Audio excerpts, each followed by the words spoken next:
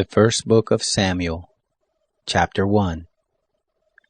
Now there was a certain man of Ramathaim Zophim, of the hill country of Ephraim, and his name was Elkanah, the son of Jeroham, the son of Elihu, the son of Tohu, the son of Zuph, an Ephraimite.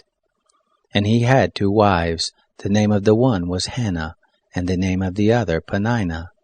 And Peninnah had children, but Hannah had no children. This man went up out of his city from year to year to worship and to sacrifice to the Lord of hosts in Shiloh. The 2 sons of Eli, Hophni and Phinehas, priests to the Lord, were there. When the day came that Elkanah sacrificed, he gave to Peninnah his wife, and to all her sons and her daughters portions. But to Hannah he gave a double portion, for he loved Hannah, but the Lord had shut up her womb. Her rival provoked her sorely to make her fret, because the Lord had shut up her womb. As he did so year by year when she went up to the house of the Lord, so she provoked her.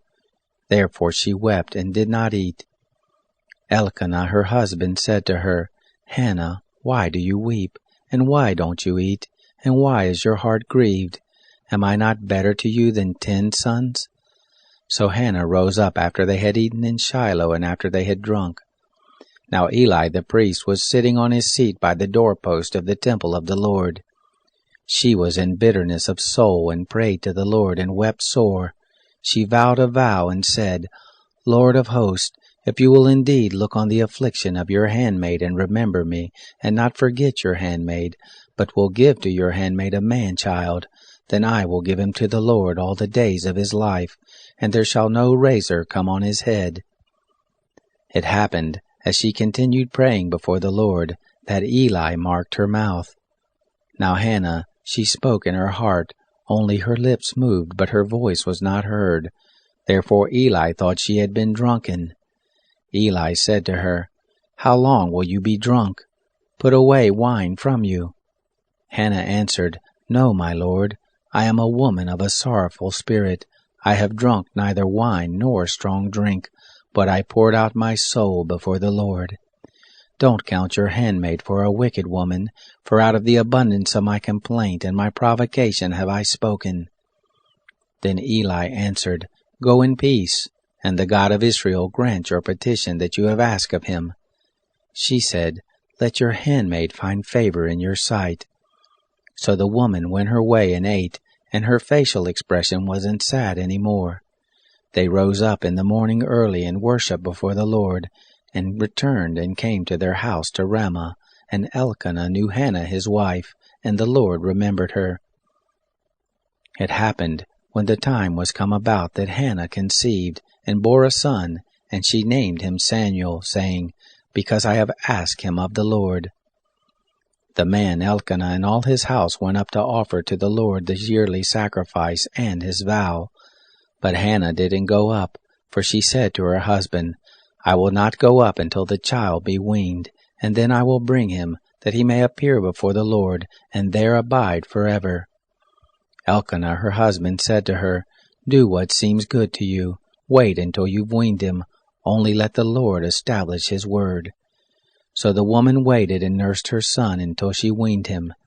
When she had weaned him, she took him up with her, and 3 bulls, and 1 ephah of meal, and a bottle of wine, and brought him to the house of the Lord in Shiloh, and the child was young. They killed the bull, and brought the child to Eli. She said, O my Lord, as your soul lives, my Lord, I am the woman who stood by you here praying to the Lord. For this child I prayed, and the Lord has given me my petition which I ask of him. Therefore also I have granted him to the Lord. As long as he lives, he is granted to the Lord. He worshipped the Lord there. Chapter 2. Hannah prayed and said, My heart exalts in the Lord. My horn is exalted in the Lord. My mouth is enlarged over my enemies, because I rejoice in your salvation. There is none holy as the Lord, for there is none beside you, neither is there any rock like our God. Talk no more so exceedingly proudly. Don't let arrogance come out of your mouth, for the Lord is a God of knowledge. By him actions are weighed. The bows of the mighty men are broken. Those who stumbled are girded with strength. Those who were full have hired themselves out for bread. Those who were hungry have ceased to hunger. Yes, the barren has borne 7. She who has many children languishes. The Lord kills and makes alive. He brings down to Sheol and brings up. The Lord makes poor and makes rich. He brings low, he also lifts up. He raises up the poor out of the dust.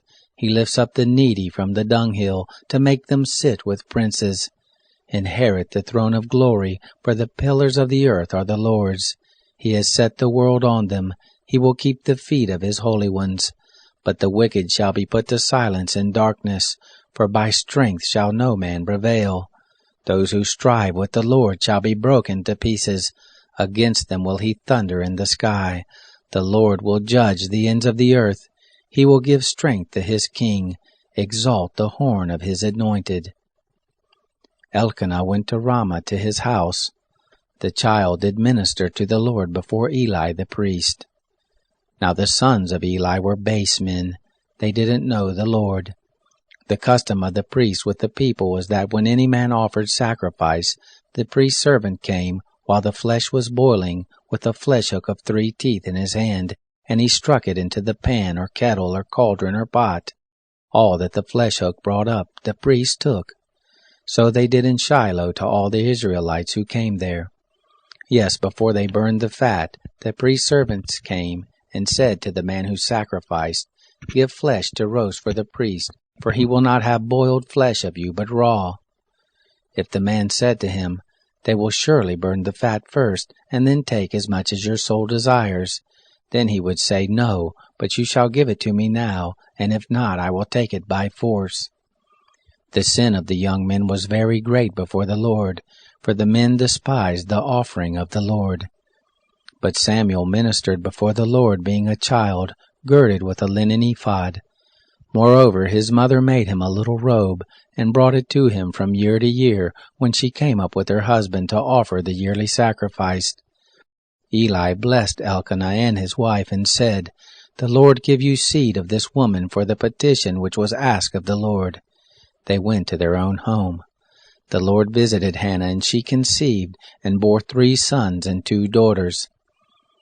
The child Samuel grew before the Lord.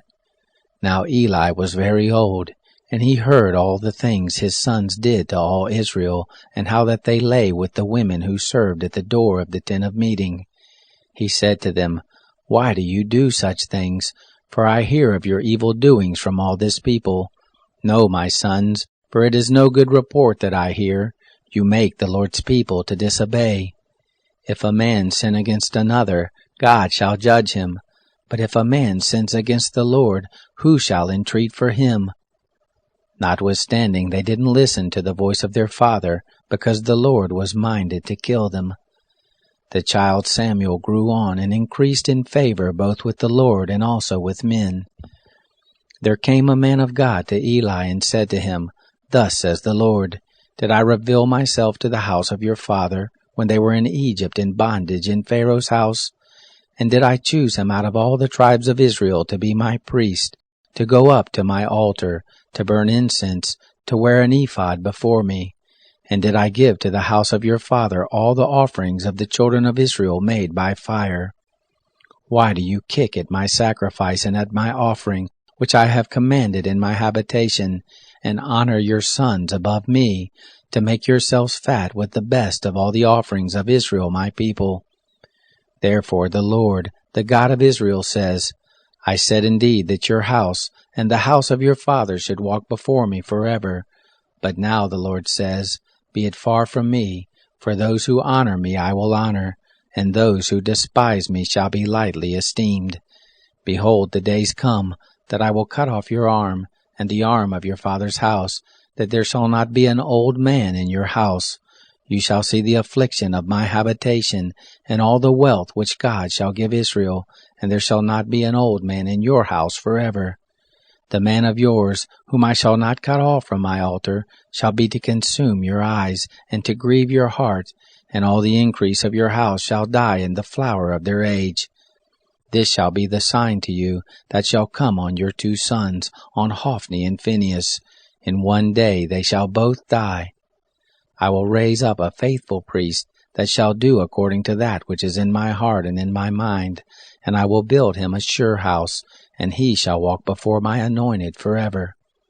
It shall happen that every one who is left in your house shall come and bow down to him for a piece of silver and a loaf of bread, and shall say, Please put me into one of the priest offices, that I may eat a morsel of bread. Chapter 3. The child Samuel ministered to the Lord before Eli. The word of the Lord was precious in those days. There was no frequent vision. It happened at that time, when Eli was laid down in his place. Now his eyes had begun to grow dim so that he could not see, and the lamp of God hadn't yet gone out, and Samuel had laid down to sleep in the temple of the Lord, where the ark of God was, that the Lord called Samuel, and he said, Here I am. He ran to Eli and said, Here am I, for you called me. He said, I didn't call. Lie down again. He went and laid down. The Lord called yet again, Samuel. Samuel arose and went to Eli and said, Here I am, for you called me. He answered, I didn't call, my son. Go lie down again. Now Samuel didn't know the Lord, neither was the word of the Lord yet revealed to him. The Lord called Samuel again the 3rd time. He arose and went to Eli and said, Here am I, for you called me. Eli perceived that the Lord had called the child. Therefore Eli said to Samuel, Go, lie down, and it shall be, if he call you, that you shall say, Speak, Lord, for your servant hears. So Samuel went and lay down in his place. The Lord came and stood, and called as at other times, Samuel, Samuel. Then Samuel said, Speak, for your servant hears. The Lord said to Samuel, Behold, I will do a thing in Israel, at which both the ears of everyone who hears it shall tingle. And that day I will perform against Eli all that I have spoken concerning his house, from the beginning even to the end. For I have told him that I will judge his house forever, for the iniquity which he knew, because his sons did bring a curse on themselves, and he didn't restrain them. Therefore I have sworn to the house of Eli, that the iniquity of Eli's house shall not be expiated with sacrifice nor offering forever. Samuel lay until the morning, and opened the doors of the house of the Lord. Samuel feared to show Eli the vision. Then Eli called Samuel and said, Samuel, my son. He said, Here I am. He said, What is the thing that the Lord has spoken to you? Please don't hide it from me. God do so to you, and more also, if you hide anything from me of all the things that he spoke to you. Samuel told him everything, and hid nothing from him. He said, It is the Lord. Let him do what seems good to him. Samuel grew, and the Lord was with him, and did let none of his words fall to the ground. All Israel from Dan even to Beersheba knew that Samuel was established to be a prophet of the Lord. The Lord appeared again in Shiloh, for the Lord revealed himself to Samuel in Shiloh by the word of the Lord. Chapter 4. The word of Samuel came to all Israel. Now Israel went out against the Philistines to battle, and encamped beside Ebenezer, and the Philistines encamped in Aphek. The Philistines put themselves in array against Israel, and when they joined battle, Israel was struck before the Philistines, and they killed of the army in the field about 4,000 men. When the people were come into the camp, the elders of Israel said, Why has the Lord struck us today before the Philistines? Let us get the ark of the covenant of the Lord out of Shiloh to us, that it may come among us, and save us out of the hand of our enemy. So the people sent to Shiloh, and they brought from there the ark of the covenant of the Lord of hosts, who sits above the cherubim. And the 2 sons of Eli, Hophni and Phinehas, were there with the ark of the covenant of God. When the ark of the covenant of the Lord came into the camp, all Israel shouted with a great shout, so that the earth rang again. When the Philistines heard the noise of the shout, they said, What means the noise of this great shout in the camp of the Hebrews? They understood that the ark of the Lord had come into the camp. The Philistines were afraid, for they said, God is come into the camp. They said, Woe to us, for there has not been such a thing before. Woe to us, who shall deliver us out of the hand of these mighty gods? These are the gods that struck the Egyptians with all manner of plagues in the wilderness. Be strong and behave yourselves like men, O you Philistines, that you not be servants to the Hebrews, as they have been to you. Quit yourselves like men and fight. The Philistines fought, and Israel was struck, and they fled every man to his tent, and there was a very great slaughter, for there fell of Israel 30,000 footmen. The ark of God was taken, and the 2 sons of Eli, Hophni and Phinehas, were slain. There ran a man of Benjamin out of the army, and came to Shiloh the same day, with his clothes torn, and with earth on his head.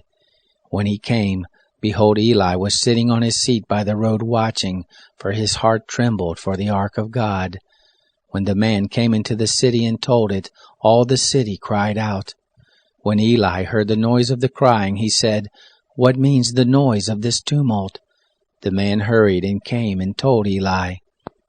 Now Eli was 98 years old, and his eyes were set so that he could not see. The man said to Eli, I am he who came out of the army, and I fled today out of the army. He said, How went the matter, my son? He who brought the news answered, Israel is fled before the Philistines, and there has been also a great slaughter among the people, and your 2 sons also, Hophni and Phinehas, are dead, and the ark of God is taken. It happened, when he made mention of the ark of God, that Eli fell from off his seat backward by the side of the gate, and his neck broke, and he died, for he was an old man and heavy. He had judged Israel 40 years. His daughter-in-law, Phinehas' wife, was with child near to be delivered, and when she heard the news that the ark of God was taken, and that her father-in-law and her husband were dead, she bowed herself and brought forth, for her pains came on her. About the time of her death, the women who stood by her said to her, Don't be afraid, for you have brought forth a son. But she didn't answer, neither did she regard it. She named the child Ichabod, saying, The glory is departed from Israel, because the ark of God was taken, and because of her father-in-law and her husband. She said, The glory is departed from Israel, for the ark of God is taken. Chapter 5. Now the Philistines had taken the ark of God, and they brought it from Ebenezer to Ashdod.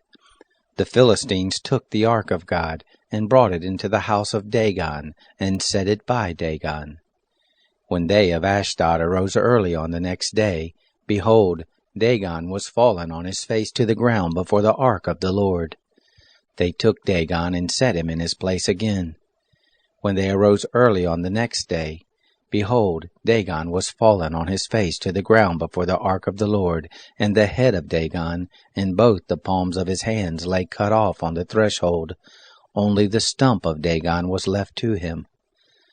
Therefore neither the priest of Dagon, nor any who come into Dagon's house, tread on the threshold of Dagon in Ashdod to this day. But the hand of the Lord was heavy on them of Ashdod, and he destroyed them, and struck them with tumors, even Ashdod and the borders of it. When the men of Ashdod saw that it was so, they said, The ark of the God of Israel shall not abide with us, for his hand is sore on us, and on Dagon our God. They sent therefore and gathered all the lords of the Philistines to them, and said, What shall we do with the ark of the God of Israel? They answered, Let the ark of the God of Israel be carried about to Gath. They carried the ark of the God of Israel there. It happened that after they had carried it there, the hand of the Lord was against the city with a very great confusion, and he struck the men of the city, both small and great, and tumors broke out on them. So they sent the ark of God to Ekron. It happened as the ark of God came to Ekron that the Ekronites cried out, saying, They have brought about the ark of the God of Israel to us, to kill us and our people. They sent and gathered together all the lords of the Philistines, and they said, Send the ark of the God of Israel away, and let it go again to its own place, that it not kill us and our people. for there was deadly confusion throughout all the city. The hand of God was very heavy there. The men who didn't die were struck with the tumors, and the cry of the city went up to heaven. Chapter 6. The ark of the Lord was in the country of the Philistines 7 months. The Philistines called for the priests and the diviners, saying, "What shall we do with the ark of the Lord? Show us with which we shall send it to its place." They said, "If you send away the ark of the God of Israel, don't send it empty, but by all means return him a trespass offering. Then you shall be healed, and it shall be known to you why his hand is not removed from you." Then they said, "What shall be the trespass offering which we shall return to him?" They said, 5 golden tumors, and 5 golden mice, according to the number of the lords of the Philistines. For one plague was on you all, and on your lords. Therefore you shall make images of your tumors, and images of your mice that mar the land, and you shall give glory to the God of Israel. Perhaps he will lighten his hand from off you, and from off your gods, and from off your land. Why then do you harden your hearts as the Egyptians and Pharaoh hardened their hearts? When he had worked wonderfully among them, didn't they let the people go, and they departed? Now therefore take and prepare yourselves a new cart, and 2 milk cattle, on which there has come no yoke, and tie the cattle to the cart, and bring their calves home from them. And take the ark of the Lord, and lay it on the cart, and put the jewels of gold, which you return him for a trespass offering, in a box by the side of it, and send it away that it may go.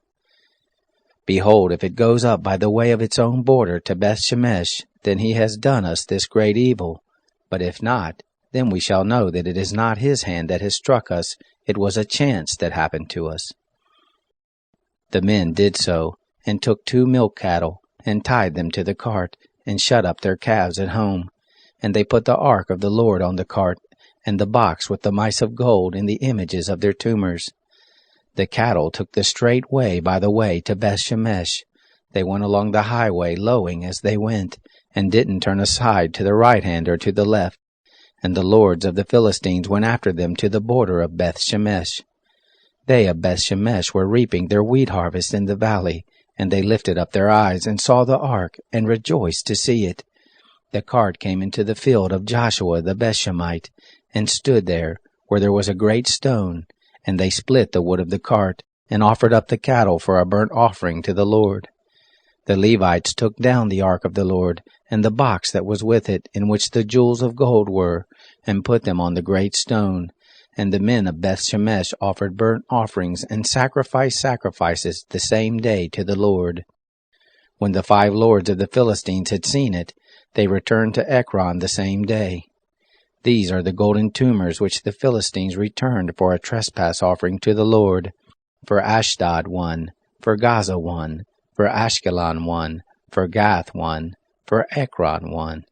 And the golden mice, according to the number of all the cities of the Philistines belonging to the 5 lords, both of the fortified cities, and of country villages, even to the great stone, whereon they set down the ark of the Lord, which stone remains to this day in the field of Joshua the Bethshemite.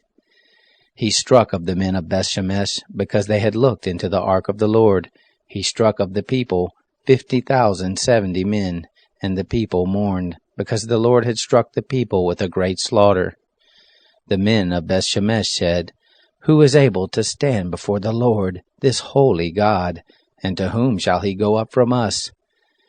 They sent messengers to the inhabitants of Kiriath-Jearim, saying, "The Philistines have brought back the ark of the Lord. Come down and bring it up to you." Chapter 7. The men of Kiriath-Jearim came and fetched up the ark of the Lord, and brought it into the house of Abinadab in the hill, and sanctified Eleazar his son to keep the ark of the Lord. It happened, from the day that the ark abode in Kiriath-Jearim, that the time was long, for it was 20 years, and all the house of Israel lamented after the Lord. Samuel spoke to all the house of Israel, saying, "If you do return to the Lord with all your heart, then put away the foreign gods and the Ashtaroth from among you, and direct your hearts to the Lord, and serve him only, and he will deliver you out of the hand of the Philistines." Then the children of Israel did put away the Baals and the Ashtaroth, and served the Lord only. Samuel said, Gather all Israel to Mizpah, and I will pray for you to the Lord. They gathered together to Mizpah and drew water, and poured it out before the Lord, and fasted on that day, and said there, We have sinned against the Lord. Samuel judged the children of Israel in Mizpah.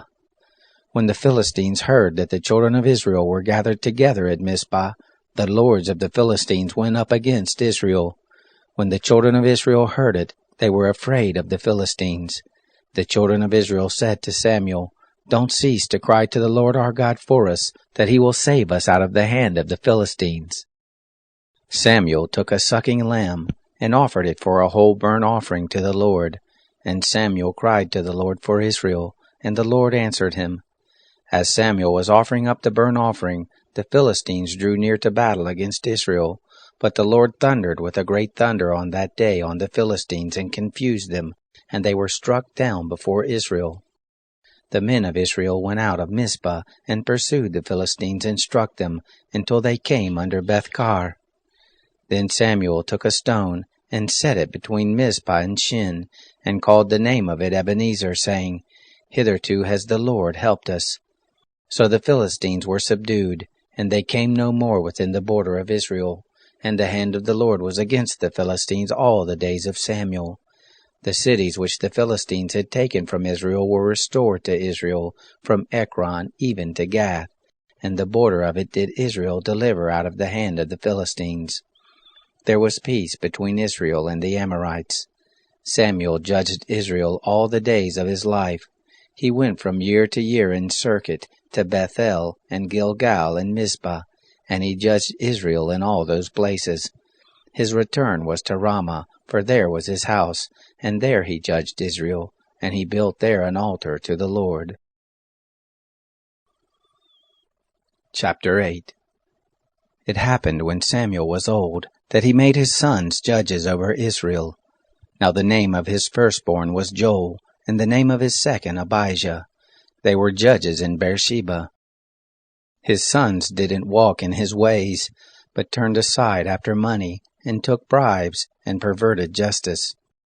Then all the elders of Israel gathered themselves together, and came to Samuel to Ramah, and they said to him, Behold, you are old, and your sons don't walk in your ways.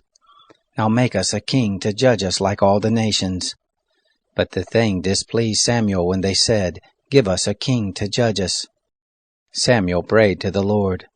The Lord said to Samuel, Listen to the voice of the people in all that they tell you, for they have not rejected you, but they have rejected me, that I should not be king over them. According to all the works which they have done since the day that I brought them out of Egypt, even to this day, and that they have forsaken me, and served other gods, so do they also to you. Now therefore listen to their voice. However, you shall protest solemnly to them, and show them the manner of the king who shall reign over them. Samuel told all the words of the Lord to the people who asked of him a king. He said, This will be the manner of the king who shall reign over you. He will take your sons, and appoint them to him for his chariots, and to be his horsemen, and they shall run before his chariots. And he will appoint them to him for captains of thousands, and captains of 50s. And he will set some to plow his ground, and to reap his harvest, and to make his instruments of war, and the instruments of his chariots. He will take your daughters to be perfumers, and to be cooks, and to be bakers. He will take your fields, and your vineyards, and your olive groves, even the best of them, and give them to his servants.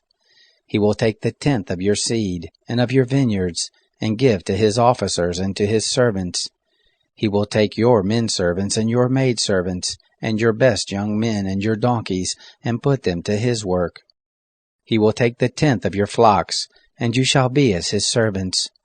You shall cry out in that day because of your king, whom you shall have chosen, and the Lord will not answer you in that day. But the people refused to listen to the voice of Samuel, and they said, No, but we will have a king over us, that we also may be like all the nations, and that our king may judge us, and go out before us, and fight our battles. Samuel heard all the words of the people, and he rehearsed them in the ears of the Lord. The Lord said to Samuel, Listen to their voice, and make them a king. Samuel said to the men of Israel, Go, every man to his city. Chapter 9. Now there was a man of Benjamin, whose name was Kish, the son of Abiel, the son of Zeror, the son of Bechorath, the son of Aphiah, the son of a Benjamite, a mighty man of valor. He had a son whose name was Saul, an impressive young man, and there was not among the children of Israel a better person than he.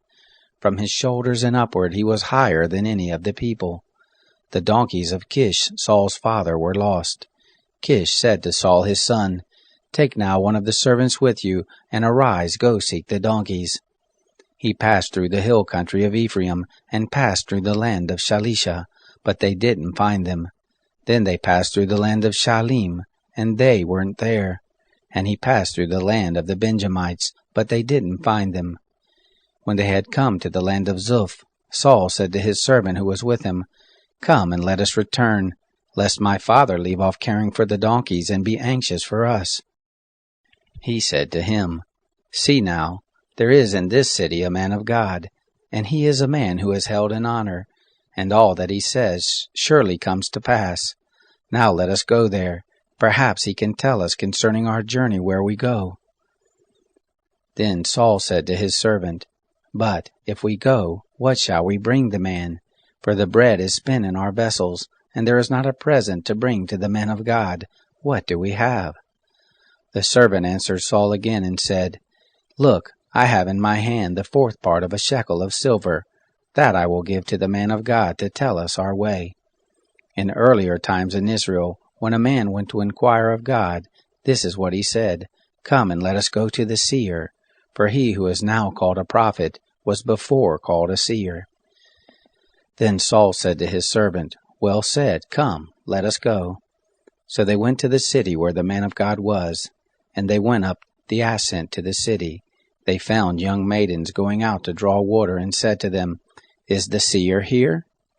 They answered them and said, He is. Look, he is before you. Hurry up now, for he is come today into the city, for the people have a sacrifice today in the high place.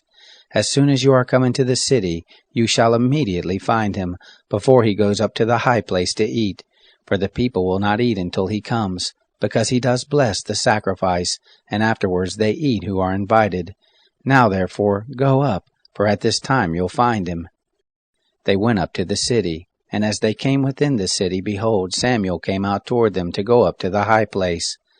Now the Lord had revealed to Samuel a day before Saul came, saying, Tomorrow about this time I will send you a man out of the land of Benjamin, and you shall anoint him to be the prince over my people Israel, and he shall save my people out of the hand of the Philistines, for I have looked on my people, because their cry is come to me.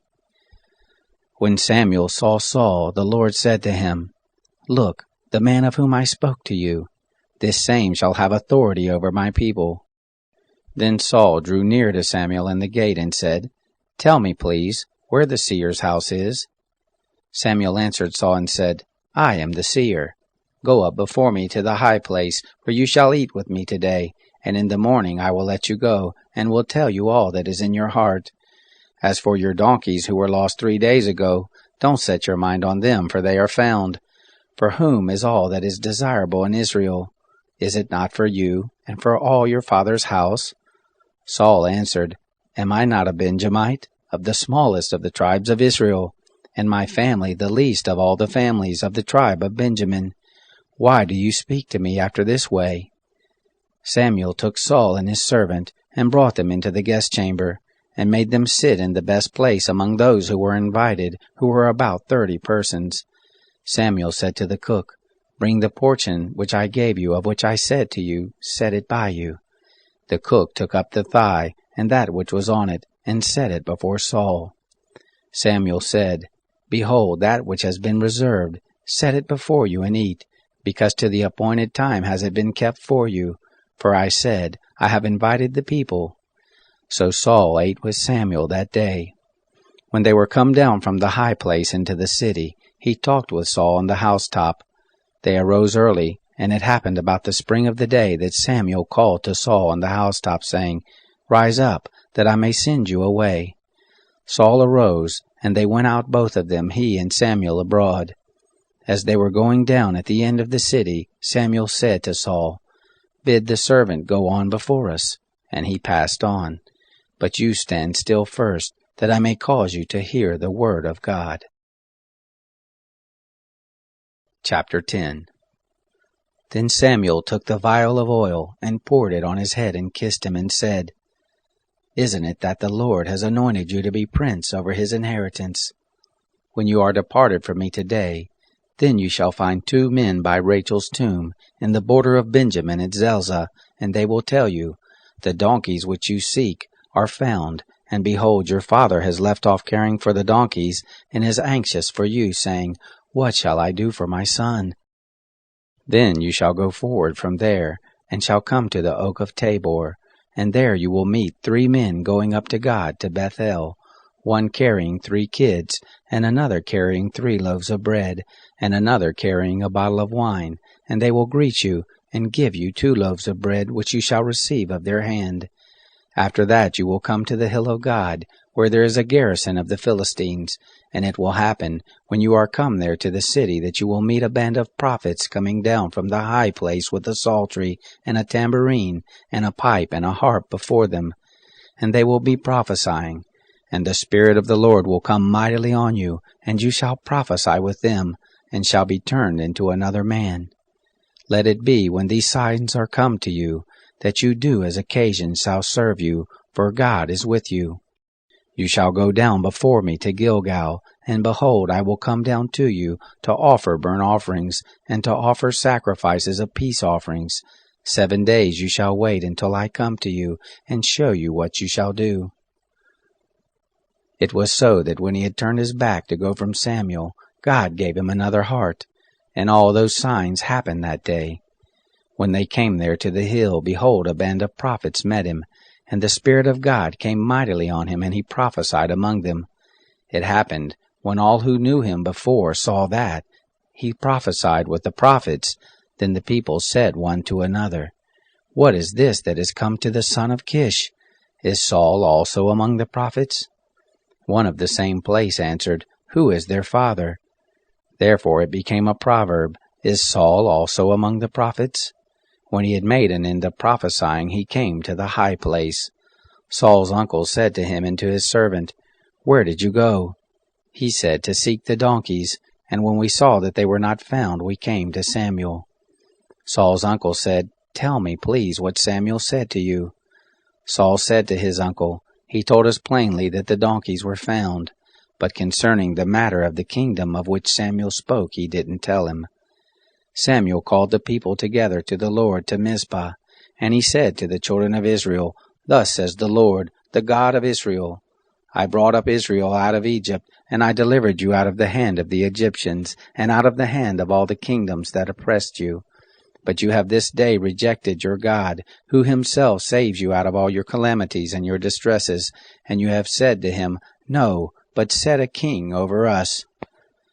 Now therefore present yourselves before the Lord by your tribes and by your thousands. So Samuel brought all the tribes of Israel near, and the tribe of Benjamin was taken. He brought the tribe of Benjamin near by their families, and the family of the Matrites was taken, and Saul the son of Kish was taken. But when they sought him, he could not be found. Therefore they asked of the Lord further, Is there yet a man to come here? The Lord answered, Behold, he has hid himself among the baggage. They ran and bought him there, and when he stood among the people, he was higher than any of the people from his shoulders upward. And Samuel said to all the people, You see him whom the Lord has chosen, that there is none like him among all the people. All the people shouted and said, Long live the king! Then Samuel told the people the manner of the kingdom, and wrote it in a book, and laid it up before the Lord. Samuel sent all the people away, every man to his house. Saul also went to his house to Gibeah, and there went with him the host whose hearts God had touched. But certain worthless fellows said, How can this man save us? They despised him and brought him no present, but he held his peace. Chapter 11. Then Nahash the Ammonite came up and encamped against Jabesh-Gilead. And all the men of Jabesh said to Nahash, Make a covenant with us, and we will serve you.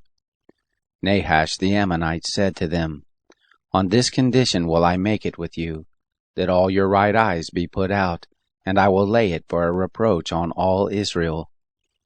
The elders of Jabesh said to him, Give us 7 days' rest, that we may send messengers to all the borders of Israel, and then, if there be none to save us, we will come out to you. Then came the messengers to Gibeah of Saul, and spoke these words in the ears of the people, and all the people lifted up their voice and wept. Behold, Saul came following the oxen out of the field, and Saul said, What ails the people that they weep? They told him the words of the men of Jabesh. The Spirit of God came mightily on Saul when he heard those words, and his anger was kindled greatly. He took a yoke of oxen, and cut them in pieces, and sent them throughout all the borders of Israel by the hand of messengers, saying, Whoever doesn't come forth after Saul and after Samuel, so shall it be done to his oxen. The dread of the Lord fell on the people, and they came out as one man. He numbered them in Bezek, and the children of Israel were 300,000, and the men of Judah 30,000. They said to the messengers who came, Thus shall you tell the men of Jabesh-Gilead, Tomorrow, by the time the sun is hot, you shall have deliverance. The messengers came and told the men of Jabesh, and so they were glad. Therefore the men of Jabesh said, Tomorrow we will come out to you, and you shall do with us all that seems good to you. It was so on the next day, that Saul put the people in 3 companies, and they came into the midst of the camp in the morning watch, and struck the Ammonites until the heat of the day. And it happened that those who remained were scattered, so that no 2 of them were left together. The people said to Samuel, Who is he who said, Shall Saul reign over us? Bring the men, that we may put them to death.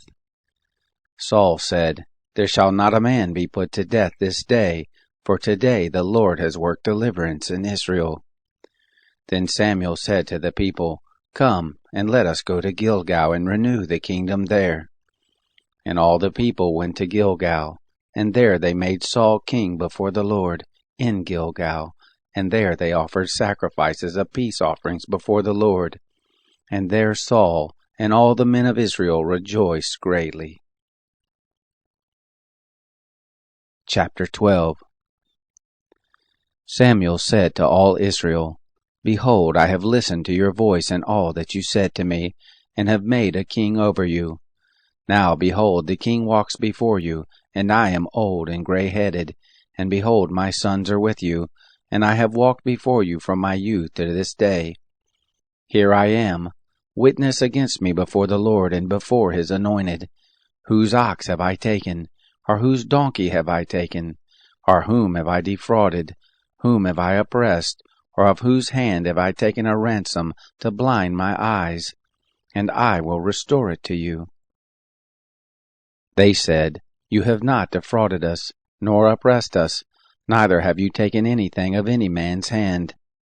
He said to them, The Lord is witness against you, and his anointed is witness this day, that you have not found anything in my hand. They said, He is witness. Samuel said to the people, It is the Lord who appointed Moses and Aaron, and that brought your fathers up out of the land of Egypt. Now therefore stand still, that I may plead with you before the Lord concerning all the righteous acts of the Lord, which he did to you and to your fathers.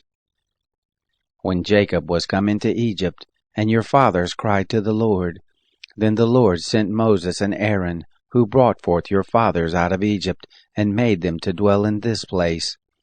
But they forgot the Lord their God, and he sold them into the hand of Sisera, captain of the host of Hazor, and into the hand of the Philistines, and into the hand of the king of Moab, and they fought against them. They cried to the Lord and said, We have sinned, because we have forsaken the Lord, and have served the Baals and the Ashtaroth. But now deliver us out of the hand of our enemies, and we will serve you. The Lord sent Jerubbaal, and Badon, and Jephthah, and Samuel, and delivered you out of the hand of your enemies on every side, and you lived in safety. When you saw that Nahash the king of the children of Ammon came against you, you said to me, No, but a king shall reign over us, when the Lord your God was your king. Now therefore see the king whom you have chosen, and whom you have asked for, and behold, the Lord has set a king over you. If you will fear the Lord, and serve him, and listen to his voice, and not rebel against the commandment of the Lord, both you and also the king who reigns over you are followers of the Lord your God, well. But if you will not listen to the voice of the Lord, but rebel against the commandment of the Lord, then will the hand of the Lord be against you as it was against your fathers. Now therefore stand still, and see this great thing which the Lord will do before your eyes. Isn't it wheat harvest today? I will call to the Lord, that he may send thunder and rain, and you shall know and see that your wickedness is great, which you have done in the sight of the Lord, in asking you a king. So Samuel called to the Lord, and the Lord sent thunder and rain that day, and all the people greatly feared the Lord and Samuel. All the people said to Samuel, Pray for your servants to the Lord your God, that we not die, for we have added this to all our sins, to ask us a king. Samuel said to the people, Don't be afraid. You have indeed done all this evil, yet don't turn aside from following the Lord, but serve the Lord with all your heart, and don't turn aside, for then would you go after vain things, which can't profit or deliver, for they are vain. The Lord will not forsake his people for his great name's sake, because it has pleased the Lord to make you a people to himself. Moreover, as for me, far be it from me that I should sin against the Lord in ceasing to pray for you. But I will instruct you in the good and the right way. Only fear the Lord, and serve him in truth with all your heart, for consider how great things he has done for you. But if you shall still do wickedly, you shall be consumed, both you and your king. Chapter 13. Saul was 40 years old when he began to reign, and when he had reigned 2 years over Israel, Saul chose him 3,000 men of Israel, of which 2,000 were with Saul in Michmash, and in the mount of Bethel, and 1,000 were with Jonathan in Gibeah of Benjamin. And the rest of the people he sent, every man to his tent. Jonathan struck the garrison of the Philistines that was in Geba, and the Philistines heard of it. Saul blew the trumpet throughout all the land, saying, Let the Hebrews hear. All Israel heard that Saul had struck the garrison of the Philistines, and also that Israel was had an abomination with the Philistines. The people were gathered together after Saul to Gilgal. The Philistines assembled themselves together to fight with Israel, 30,000 chariots, and 6,000 horsemen, and people as the sand which is on the open seashore in multitude. And they came up, and encamped in Michmash, eastward of Beth-aven. When the men of Israel saw that they were in a strait, for the people were distressed, then the people did hide themselves in caves, and in thickets, and in rocks, and in coverts, and in pits. Now some of the Hebrews had gone over the Jordan to the land of Gad and Gilead. But as for Saul, he was yet in Gilgal, and all the people followed him trembling. He stayed 7 days, according to the set time that Samuel had appointed. But Samuel didn't come to Gilgal, and the people were scattered from him. Saul said, Bring here the burnt offering to me, and the peace offerings. He offered the burnt offering. It came to pass that as soon as he had made an end of offering the burnt offering, behold, Samuel came, and Saul went out to meet him, that he might greet him. Samuel said, What have you done? Saul said, Because I saw that the people were scattered from me, and that you didn't come within the days appointed, and that the Philistines assembled themselves together at Michmash. Therefore I said, Now will the Philistines come down on me to Gilgal, and I haven't entreated the favor of the Lord. I forced myself therefore and offered the burnt offering. Samuel said to Saul, You have done foolishly. You have not kept the commandment of the Lord your God which he commanded you. For now would the Lord have established your kingdom on Israel forever. But now your kingdom shall not continue. The Lord has sought him a man after his own heart, and the Lord has appointed him to be prince over his people, because you have not kept that which the Lord commanded you. Samuel arose, and got him up from Gilgal to Gibeah of Benjamin. Saul numbered the people who were present with him about 600 men. Saul and Jonathan his son, and the people who were present with them, abode in Geba of Benjamin. But the Philistines encamped in Michmash. The spoilers came out of the camp of the Philistines in 3 companies. One company turned to the way that leads to Ophrah, to the land of Shual. And another company turned the way to Beth-horon. And another company turned the way of the border that looks down on the valley of Zeboim, toward the wilderness. Now there was no smith found throughout all the land of Israel, for the Philistines said, Lest the Hebrews make them swords or spears. But all the Israelites went down to the Philistines to sharpen every man his plowshare, mattock, axe, and sickle. Yet they had a file for the mattocks, and for the plowshares, and for the forks, and for the axes, and to set the goads. So it came to pass in the day of battle, that there was neither sword nor spear found in the hand of any of the people who were with Saul and Jonathan. But with Saul and Jonathan, his son, there was found one. The garrison of the Philistines went out of the pass to Michmash. Chapter 14. Now it fell on a day that Jonathan the son of Saul said to the young man who bore his armor, Come, and let us go over to the Philistines' garrison that is on the other side. But he didn't tell his father. Saul abode in the uttermost part of Gibeah, under the pomegranate tree which is in Migron, and the people who were with him were about 600 men.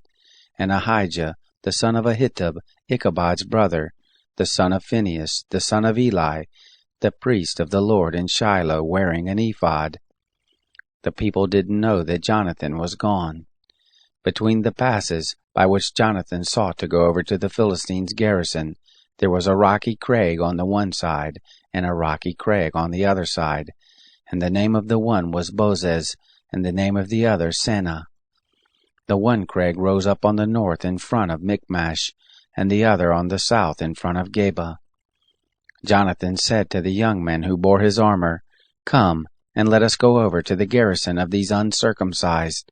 It may be that the Lord will work for us, for there is no restraint to the Lord to save by many or by few. His armor-bearer said to him, Do all that is in your heart. Turn, behold, I am with you according to your heart. Then Jonathan said, Look, we will pass over to the men, and we will disclose ourselves to them. If they say to us, Wait until we come to you, then we will stand still in our place, and will not go up to them. But if they say, Come up to us, then we will go up, for the Lord has delivered them into our hand, and this shall be the sign to us. Both of them revealed themselves to the garrison of the Philistines, and the Philistines said, Look, the Hebrews come out of their holes where they had hid themselves. The men of the garrison answered Jonathan and his armor-bearer and said, Come up to us, and we will show you a thing. Jonathan said to his armor-bearer, Come up after me, for the Lord has delivered them into the hand of Israel. Jonathan climbed up on his hands and on his feet, and his armor-bearer after him. And they fell before Jonathan, and his armor-bearer killed them after him. That first slaughter, which Jonathan and his armor-bearer made, was about 20 men, within as it were half a furrow's length in an acre of land. There was a trembling in the camp, in the field, and among all the people, the garrison and the spoilers. They also trembled, and the earth quaked, so that there was an exceedingly great trembling. The watchmen of Saul in Gibeah of Benjamin looked, and behold, the multitude melted away, and they went here and there. Then Saul said to the people who were with him, Look now and see who has gone from us. When they had numbered, behold, Jonathan and his armor-bearer were not there. Saul said to Ahijah, Bring here the ark of God. for the ark of God was there at that time with the children of Israel. It happened, while Saul talked to the priest, that the tumult that was in the camp of the Philistines went on and increased. And Saul said to the priest, "Withdraw your hand." Saul and all the people who were with him were gathered together and came to the battle. And behold, every man's sword was against his fellow, and there was a very great confusion. Now the Hebrews who were with the Philistines as before, and who went up with them into the camp from the country round about, even they also turned to be with the Israelites who were with Saul and Jonathan. Likewise all the men of Israel who had hid themselves in the hill country of Ephraim, when they heard that the Philistines fled, even they also followed hard after them in the battle. So the Lord saved Israel that day, and the battle passed over by Beth-aven. The men of Israel were distressed that day, for Saul had adjured the people, saying, "Cursed be the man who eats any food until it be evening, and I be avenged on my enemies." So none of the people tasted food. All the people came into the forest, and there was honey on the ground. When the people were come to the forest, behold, the honey dropped, but no man put his hand to his mouth, for the people feared the oath. But Jonathan didn't hear when his father charged the people with the oath. Therefore he put forth the end of the rod that was in his hand, and dipped it in the honeycomb, and put his hand to his mouth, and his eyes were enlightened. Then answered one of the people and said, "Your father directly charged the people with an oath, saying, 'Cursed be the man who eats food this day.'" The people were faint. Then Jonathan said, "My father has troubled the land. Please look how my eyes have been enlightened, because I tasted a little of this honey. How much more, if the people had eaten freely today of the spoil of their enemies which they have found? For now there has been no great slaughter among the Philistines." They struck of the Philistines that day from Michmash to Ajalon. The people were very faint, and the people flew on the spoil, and took sheep and oxen and calves, and killed them on the ground, and the people ate them with the blood. Then they told Saul, saying, "Look, the people sin against the Lord, in that they eat with the blood." He said, "You have dealt treacherously. Roll a great stone to me this day." Saul said, "Disperse yourselves among the people, and tell them, Bring here every man his ox, and every man his sheep, and kill them here and eat, and don't sin against the Lord in eating with the blood." All the people brought every man his ox with him that night, and killed them there. Saul built an altar to the Lord. The same was the first altar that he built to the Lord. Saul said, "Let us go down after the Philistines by night, and take spoil among them until the morning light, and let us not leave a man of them." They said, "Do whatever seems good to you." Then the priest said, "Let us draw near here to God." Saul asked counsel of God, "Shall I go down after the Philistines? Will you deliver them into the hand of Israel?" But he didn't answer him that day. Saul said, "Draw near here, all you chiefs of the people, and know and see in which this sin has been this day. For as the Lord lives, who saves Israel, though it be in Jonathan my son, he shall surely die." But there was not a man among all the people who answered him. Then he said to all Israel, "Be you on one side, and I and Jonathan my son will be on the other side." The people said to Saul, "Do what seems good to you." Therefore Saul said to the Lord, the God of Israel, "Show the right." Jonathan and Saul were taken by lot, but the people escaped. Saul said, "Cast lots between me and Jonathan my son." Jonathan was taken. Then Saul said to Jonathan, "Tell me what you have done." Jonathan told him and said, "I did certainly taste a little honey with the end of the rod that was in my hand, and behold, I must die?"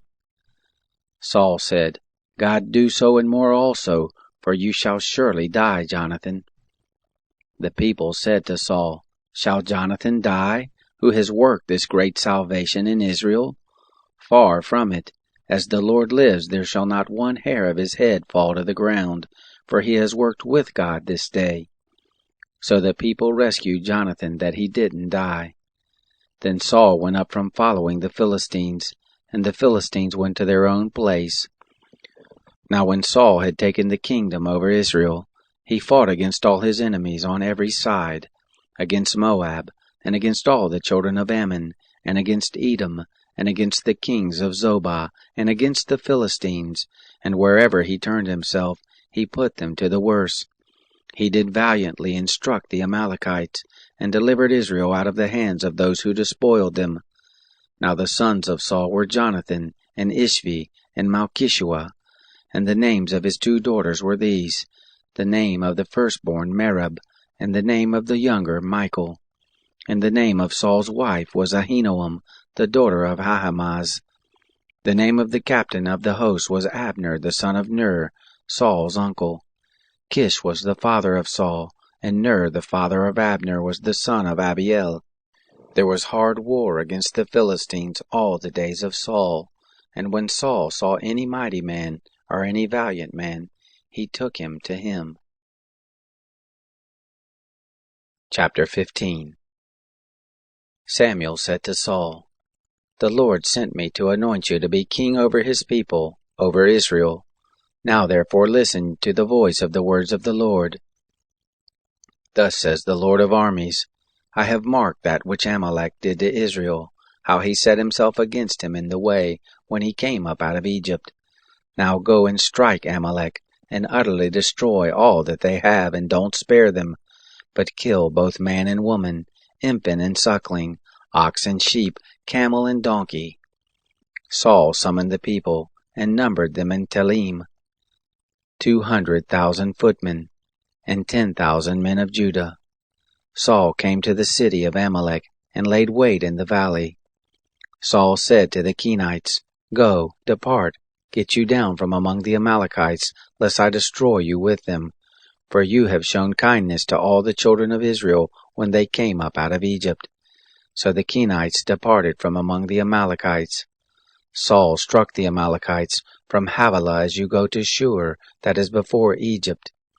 He took Agag, the king of the Amalekites, alive, and utterly destroyed all the people with the edge of the sword. But Saul and the people spared Agag, and the best of the sheep and of the oxen, and of the fatlings and the lambs, and all that was good, and wouldn't utterly destroy them. But everything that was vile and refuse, that they utterly destroyed.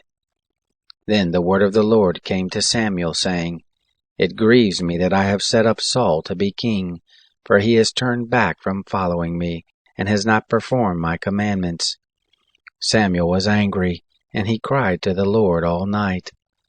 Samuel rose early to meet Saul in the morning, and it was told Samuel, saying, "Saul came to Carmel, and behold, he set up a monument, and turned and passed on, and went down to Gilgal." Samuel came to Saul, and Saul said to him, "Blessed are you by the Lord. I have performed the commandment of the Lord." Samuel said, "What means then this bleating of the sheep in my ears, and the lowing of the oxen which I hear?" Saul said, "They have brought them from the Amalekites, for the people spared the best of the sheep and of the oxen, to sacrifice to the Lord your God, and the rest we have utterly destroyed." Then Samuel said to Saul, "Stay, and I will tell you what the Lord has said to me this night." He said to him, "Say on." Samuel said, "Though you were little in your own sight, weren't you made the head of the tribes of Israel? The Lord anointed you king over Israel, and the Lord sent you on a journey and said, 'Go and utterly destroy the sinners, the Amalekites, and fight against them until they are consumed.'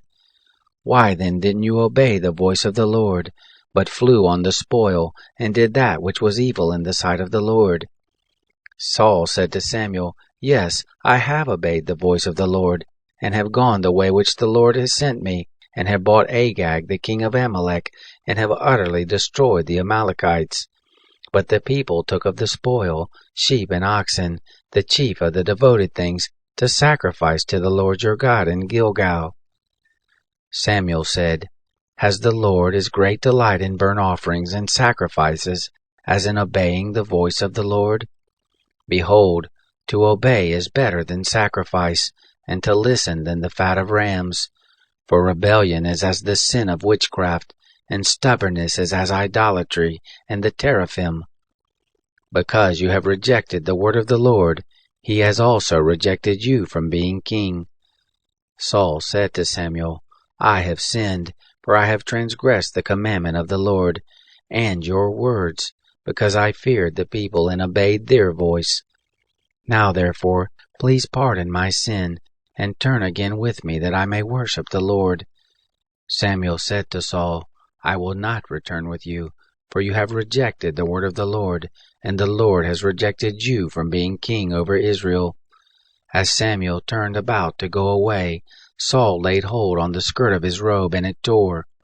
Samuel said to him, "The Lord has torn the kingdom of Israel from you this day, and has given it to a neighbor of yours who is better than you. Also the strength of Israel will not lie nor repent, for he is not a man that he should repent." Then he said, "I have sinned, yet honor me now, please, before the elders of my people and before Israel, and turn again with me, that I may worship the Lord your God." So Samuel turned again after Saul, and Saul worshipped the Lord. Then Samuel said, "Bring here to me Agag, the king of the Amalekites." Agag came to him cheerfully. Agag said, "Surely the bitterness of death is past." Samuel said, "As your sword has made women childless, so shall your mother be childless among women." Samuel hewed Agag in pieces before the Lord in Gilgal. Then Samuel went to Ramah, and Saul went up to his house to Gibeah of Saul. Samuel came no more to see Saul until the day of his death, for Samuel mourned for Saul, and the Lord grieved that he had made Saul king over Israel. Chapter 16. The Lord said to Samuel, "How long will you mourn for Saul, seeing I have rejected him from being king over Israel? Fill your horn with oil and go. I will send you to Jesse the Bethlehemite, for I have provided me a king among his sons." Samuel said, "How can I go? If Saul hears it, he will kill me." The Lord said, "Take a heifer with you and say, I am come to sacrifice to the Lord. Call Jesse to the sacrifice, and I will show you what you shall do, and you shall anoint to me him whom I name to you." Samuel did that which the Lord spoke, and came to Bethlehem. The elders of the city came to meet him trembling, and said, "Do you come peaceably?" He said, "Peaceably I am come to sacrifice to the Lord." "Sanctify yourselves and come with me to the sacrifice." He sanctified Jesse and his sons, and called them to the sacrifice. It happened, when they had come, that he looked at Eliab, and said, "Surely the Lord's anointed is before him." But the Lord said to Samuel, "Don't look on his face, or on the height of his stature, because I have rejected him. For the Lord sees not as man sees.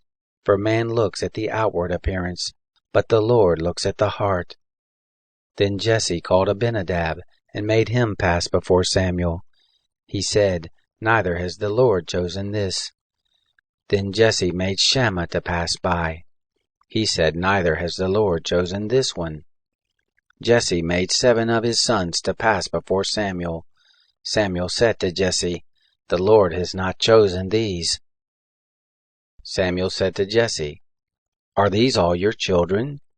He said, "There remains yet the youngest, and behold, he is keeping the sheep." Samuel said to Jesse, "Send and get him, for we will not sit down until he comes here." He sent, and brought him in. Now he was ruddy, and of a beautiful face, and handsome to look on. The Lord said, "Arise, anoint him, for this is he." Then Samuel took the horn of oil, and anointed him in the midst of his brothers. And the Spirit of the Lord came mightily on David from that day forward. So Samuel rose up and went to Ramah. Now the Spirit of the Lord departed from Saul, and an evil spirit from the Lord troubled him. Saul's servants said to him, "See now, an evil spirit from God troubles you. Let our Lord now command your servants who are before you to seek out a man who is a skillful player on the harp, and it shall happen, when the evil spirit from God is on you, that he shall play with his hand, and you shall be well." Saul said to his servants, Provide me now a man who can play well, and bring him to me. Then answered one of the young men and said, Behold, I have seen a son of Jesse the Bethlehemite, who is skillful in playing, and a mighty man of valor, and a man of war, and prudent in speech, and a handsome person, and the Lord is with him. Therefore Saul sent messengers to Jesse and said, Send me David your son, who is with the sheep. Jesse took a donkey loaded with bread, and a bottle of wine, and a kid, and sent them by David his son to Saul. David came to Saul and stood before him, and he loved him greatly, and he became his armor-bearer.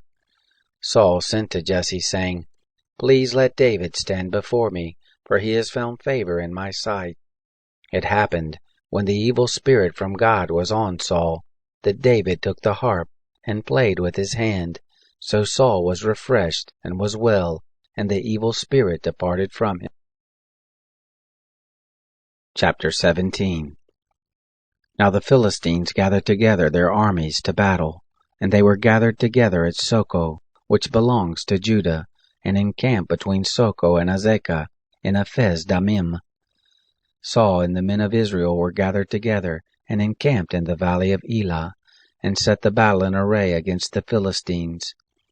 The Philistines stood on the mountain on one side, and Israel stood on the mountain on the other side, and there was a valley between them. There went out a champion out of the camp of the Philistines, named Goliath, of Gath, whose height was 6 cubits and a span. He had a helmet of brass on his head, and he was clad with a coat of mail, and the weight of the coat was 5,000 shekels of brass. He had brass shin armor on his legs, and a javelin of brass between his shoulders. The staff of his spear was like a weaver's beam, and his spear's head weighed 600 shekels of iron, and his shield-bearer went before him. He stood and cried to the armies of Israel, and said to them, Why are you come out to set your battle in array? Am I not a Philistine, and you servants to Saul? Choose a man for you, and let him come down to me. If he be able to fight with me and kill me, then we will be your servants. But if I prevail against him and kill him, then you shall be our servants and serve us. The Philistine said, I defy the armies of Israel this day. Give me a man that we may fight together. When Saul and all Israel heard those words of the Philistine, they were dismayed and greatly afraid. Now David was the son of that Ephrathite of Bethlehem, Judah, whose name was Jesse, and he had 8 sons. And the man was an old man in the days of Saul, stricken in years among men. The 3 eldest sons of Jesse had gone after Saul to the battle, and the names of his 3 sons who went to the battle were Eliab the firstborn, and next to him Abinadab, and the third Shammah. David was the youngest, and the 3 eldest followed Saul. Now David went back and forth from Saul to feed his father's sheep at Bethlehem. The Philistine drew near morning and evening, and presented himself 40 days. Jesse said to David his son, Take now for your brothers an ephah of this parched grain, and these 10 loaves, and carry them quickly to the camp for your brothers, and bring these 10 cheeses to the captain of their 1,000, and see how your brothers fare, and take their pledge. Now Saul, and they, and all the men of Israel were in the valley of Elah, fighting with the Philistines. David rose up early in the morning, and left the sheep with a keeper, and took and went as Jesse had commanded him, and he came to the place of the wagons, as the host which was going forth to the fight shouted for the battle. Israel and the Philistines put the battle in array, army against army. David left his baggage in the hand of the keeper of the baggage, and ran to the army, and came and greeted his brothers.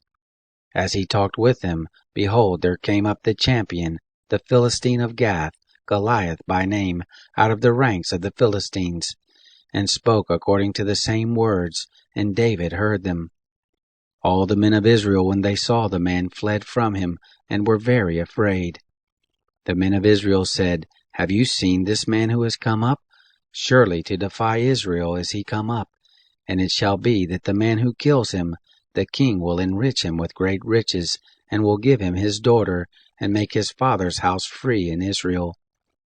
David spoke to the men who stood by him, saying, "What shall be done to the man who kills this Philistine and takes away the reproach from Israel? For who is this uncircumcised Philistine, that he should defy the armies of the living God?" The people answered him after this manner, saying, "So shall it be done to the man who kills him." Eliab his eldest brother heard when he spoke to the men. And Eliab's anger was kindled against David, and he said, "Why are you come down? And with whom have you left those few sheep in the wilderness? I know your pride and the naughtiness of your heart, for you have come down that you might see the battle." David said, "What have I now done? Is there not a cause?" He turned away from him toward another, and spoke after the same manner, and the people answered him again after the former manner. When the words were heard which David spoke, they rehearsed them before Saul, and he sent for him. David said to Saul, "Let no man's heart fail because of him. Your servant will go and fight with this Philistine." Saul said to David, "You are not able to go against this Philistine to fight with him, for you are but a youth, and he is a man of war from his youth." David said to Saul, "Your servant was keeping his father's sheep, and when there came a lion or a bear and took a lamb out of the flock, I went out after him and struck him and delivered it out of his mouth. And when he arose against me, I caught him by his beard and struck him and killed him. Your servant struck both the lion and the bear, and this uncircumcised Philistine shall be as one of them, seeing he has defied the armies of the living God." David said, "The Lord who delivered me out of the paw of the lion, and out of the paw of the bear, he will deliver me out of the hand of this Philistine." Saul said to David, "Go, and the Lord shall be with you." Saul clad David with his clothing, and he put a helmet of brass on his head, and he clad him with a coat of mail. David girded his sword on his clothing, and he tried to go, for he had not proved it. David said to Saul, "I can't go with these, for I have not proved them." David put them off him. He took his staff in his hand, and chose 5 smooth stones out of the brook, and put them in the shepherd's bag which he had, even in his wallet, and his sling was in his hand, and he drew near to the Philistine. The Philistine came on and drew near to David, and the man who bore the shield went before him. When the Philistine looked about and saw David, he disdained him, for he was but a youth, and ruddy, and fair of face. The Philistine said to David, "Am I a dog, that you come to me with sticks?" The Philistine cursed David by his gods. The Philistine said to David, "Come to me, and I will give your flesh to the birds of the sky, and to the animals of the field." Then David said to the Philistine, "You come to me with a sword, and with a spear, and with a javelin, but I come to you in the name of the Lord of hosts, the God of the armies of Israel, whom you have defied. This day will the Lord deliver you into my hand, and I will strike you, and take your head from off you, and I will give the dead bodies of the host of the Philistines this day to the birds of the sky, and to the wild animals of the earth, that all the earth may know that there is a God in Israel, and that all this assembly may know that the Lord doesn't save with sword and spear, for the battle is the Lord's, and he will give you into our hand." It happened, when the Philistine arose and came and drew near to meet David, that David hurried and ran toward the army to meet the Philistine. David put his hand in his bag, and took there a stone, and slung it, and struck the Philistine in his forehead, and the stone sank into his forehead, and he fell on his face to the earth. So David prevailed over the Philistine with a sling and with a stone, and struck the Philistine and killed him. But there was no sword in the hand of David. Then David ran and stood over the Philistine, and took his sword, and drew it out of the sheath, and killed him, and cut off his head. When the Philistines saw that their champion was dead, they fled. The men of Israel and of Judah arose and shouted, and pursued the Philistines, until you come to Gai, and to the gates of Ekron. The wounded of the Philistines fell down by the way to Sharaim, even to Gath and to Ekron. The children of Israel returned from chasing after the Philistines, and they plundered their camp. David took the head of the Philistine and brought it to Jerusalem, but he put his armor in his tent. When Saul saw David go forth against the Philistine, he said to Abner, the captain of the host, "Abner, whose son is this youth?" Abner said, "As your soul lives, O king, I can't tell." The king said, "Inquire whose son the young man is." As David returned from the slaughter of the Philistine, Abner took him and brought him before Saul with the head of the Philistine in his hand. Saul said to him, "Whose son are you, young man?" David answered, "I am the son of your servant Jesse, the Bethlehemite." Chapter 18. It happened, when he had made an end of speaking to Saul, that the soul of Jonathan was knit with the soul of David, and Jonathan loved him as his own soul. Saul took him that day and would not let him go any more to his father's house. Then Jonathan and David made a covenant, because he loved him as his own soul. Jonathan stripped himself of the robe that was on him and gave it to David, and his clothing, even to his sword, and to his bow, and to his sash. David went out wherever Saul sent him, and behaved himself wisely, and Saul set him over the men of war, and it was good in the sight of all the people, and also in the sight of Saul's servants. It happened as they came, when David returned from the slaughter of the Philistine, that the women came out of all the cities of Israel, singing and dancing, to meet King Saul, with tambourines, with joy, and with instruments of music. The women sang one to another as they played, and said, "Saul has slain his thousands, David his 10,000s." Saul was very angry, and this saying displeased him, and he said, "They have ascribed to David 10,000s, and to me they have ascribed but thousands. What can he have more but the kingdom itself?" Saul eyed David from that day forward.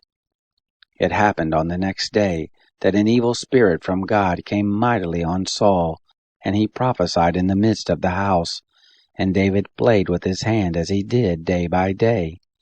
Saul had his spear in his hand, and Saul cast the spear, for he said, "I will strike David even to the wall." David hid out of his presence twice. Saul was afraid of David, because the Lord was with him, and was departed from Saul. Therefore Saul removed him from him, and made him his captain over 1,000, and he went out and came in before the people. David behaved himself wisely in all his ways, and the Lord was with him. When Saul saw that he behaved himself very wisely, he stood in awe of him. But all Israel and Judah loved David, for he went out and came in before them. Saul said to David, "Behold, my elder daughter Merab, I will give her as wife. Only be valiant for me and fight the Lord's battles." For Saul said, "Don't let my hand be on him, but let the hand of the Philistines be on him." David said to Saul, "Who am I, and what is my life, or my father's family in Israel, that I should be son-in-law to the king?"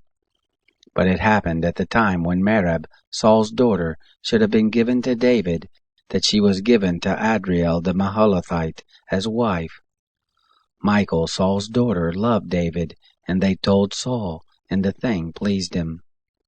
Saul said, "I will give her to him, that she may be a snare to him, and that the hand of the Philistines may be against him." Therefore Saul said to David, "You shall this day be my son-in-law a second time." Saul commanded his servants, saying, "Commune with David secretly, and say, Behold, the king has delight in you, and all his servants love you. Now therefore be the king's son-in-law." Saul's servants spoke those words in the ear of David. David said, "Does it seem to you a light thing to be the king's son-in-law, seeing that I am a poor man and lightly esteemed?" Saul's servants told him what David said. Saul said, "This is what you shall tell David. The king desires no dowry except 100 foreskins of the Philistines, to be avenged on the king's enemies." Now Saul thought to make David fall by the hand of the Philistines. When his servants told David these words, it pleased David well to be the king's son-in-law. The days were not expired, and David arose and went, he and his men, and killed of the Philistines 200 men, And David brought their foreskins, and they gave them in full number to the king, that he might be the king's son-in-law. Saul gave him Michal his daughter as wife. Saul saw and knew that the Lord was with David, and Michal, Saul's daughter, loved him. Saul was more afraid of David, and Saul was David's enemy continually. Then the princes of the Philistines went forth, and it happened, as often as they went forth, that David behaved himself more wisely than all the servants of Saul, so that his name was always talked about. Chapter 19. Saul spoke to Jonathan his son, and to all his servants, that they should kill David. But Jonathan, Saul's son, delighted in David. Jonathan told David, saying, Saul my father seeks to kill you. Now therefore please take care of yourself in the morning, and live in a secret place, and hide yourself. And I will go out and stand beside my father in the field where you are. And I will commune with my father about you, and if I see anything I will tell you. Jonathan spoke good of David to Saul his father, and said to him, Don't let the king sin against his servant, against David, because he has not sinned against you, and because his works have been very good toward you. For he put his life in his hand, and struck the Philistine. And the Lord worked a great victory for all Israel. You saw it, and did rejoice. Why then will you sin against innocent blood, to kill David without a cause? Saul listened to the voice of Jonathan, and Saul swore, As the Lord lives, he shall not be put to death. Jonathan called David, and Jonathan told him all those things. Jonathan brought David to Saul, and he was in his presence as before. There was war again, and David went out and fought with the Philistines, and killed them with a very great slaughter, and they fled before him. An evil spirit from the Lord was on Saul, as he sat in his house with his spear in his hand, and David was playing with his hand. Saul sought to strike David, even to the wall with the spear, but he slipped away out of Saul's presence, and he struck the spear into the wall, and David fled and escaped that night. Saul sent messengers to David's house to watch him, and to kill him in the morning, and Michal, David's wife, told him, saying, If you don't save your life tonight, tomorrow you will be slain. So Michal led David down through the window, and he went and fled and escaped. Michal took the teraphim, and laid it in the bed, and put a pillow of goat's hair at the head of it, and covered it with the clothes. When Saul sent messengers to take David, she said, He is sick. Saul sent the messengers to see David, saying, Bring him up to me in the bed, that I may kill him. When the messengers came in, behold, the teraphim was in the bed, with the pillow of goat's hair at its head. Saul said to Michal, Why have you deceived me, and let my enemy go, so that he has escaped? Michal answered Saul, He said to me, Let me go, why should I kill you? Now David fled and escaped, and came to Samuel to Ramah, and told him all that Saul had done to him. He and Samuel went and lived in Naioth. It was told Saul, saying, Behold, David is at Naioth in Ramah. Saul sent messengers to take David, and when they saw the company of the prophets prophesying, and Samuel standing his head over them, the Spirit of God came on the messengers of Saul, and they also prophesied. When it was told Saul, he sent other messengers, and they also prophesied. Saul sent messengers again the third time, and they also prophesied. Then he went himself to Ramah, and came to the great well that is in Seku, and he asked and said, Where are Samuel and David? One said, Behold, they are at Naioth in Ramah. He went there to Naioth in Ramah, and the Spirit of God came on him also, and he went on and prophesied until he came to Naioth in Ramah. He also stripped off his clothes, and he also prophesied before Samuel, and lay down naked all that day and all that night. Therefore they say, Is Saul also among the prophets? Chapter 20. David fled from Naioth in Ramah, and came and said before Jonathan, What have I done? And what is my iniquity? What is my sin before your father, that he seeks my life? He said to him, Far from it, you shall not die. Behold, my father does nothing either small or great, but that he tells it to me. And why should my father hide this thing from me? It is not so. David swore moreover and said, Your father knows well that I have found favor in your eyes. And he says, Don't let Jonathan know this, lest he be grieved. But truly, as the Lord lives, and as your soul lives, there is but a step between me and death. Then Jonathan said to David, Whatever your soul desires, I will do it for you. David said to Jonathan, Behold, tomorrow is the new moon, and I should not fail to sit with the king at meat. But let me go, that I may hide myself in the field to the third day at evening. If your father misses me at all, then say, David earnestly asked leave of me that he might run to Bethlehem to his city, for it is a yearly sacrifice there for all the family. If he says, It is well, your servant shall have peace. But if he is angry, then know that evil is determined by him. Therefore deal kindly with your servant, for you have brought your servant into a covenant of the Lord with you. But if there be in me iniquity, kill me yourself, for why should you bring me to your father? Jonathan said, Far be it from you, for if I should at all know that evil were determined by my father to come on you, then wouldn't I tell you that? Then David said to Jonathan, Who will tell me if your father answers you roughly? Jonathan said to David, Come and let us go out into the field. They went out, both of them, into the field. Jonathan said to David, The Lord, the God of Israel, be witness. When I have asked my father about this time tomorrow, or the third day, behold, if there be good toward David, shall I not then send to you and tell it to you? The Lord do so to Jonathan, and more also, should it please my father to do you evil, if I don't disclose it to you, and send you away, that you may go in peace, and the Lord be with you, as he has been with my father. You shall, not only while I yet live, show me the loving kindness of the Lord, that I not die, but also you shall not cut off your kindness from my house forever. No, not when the Lord has cut off the enemies of David, every one from the surface of the earth. So Jonathan made a covenant with the house of David, saying, The Lord will require it at the hand of David's enemies. Jonathan caused David to swear again for the love that he had to him, for he loved him as he loved his own soul. Then Jonathan said to him, Tomorrow is the new moon, and you will be missed, because your seat will be empty. When you have stayed 3 days, you shall go down quickly, and come to the place where you did hide yourself when the business was at hand, and shall remain by the stone Ezel. I will shoot 3 arrows on the side of it, as though I shot at a mark. Behold, I will send the boy, saying, Go, find the arrows.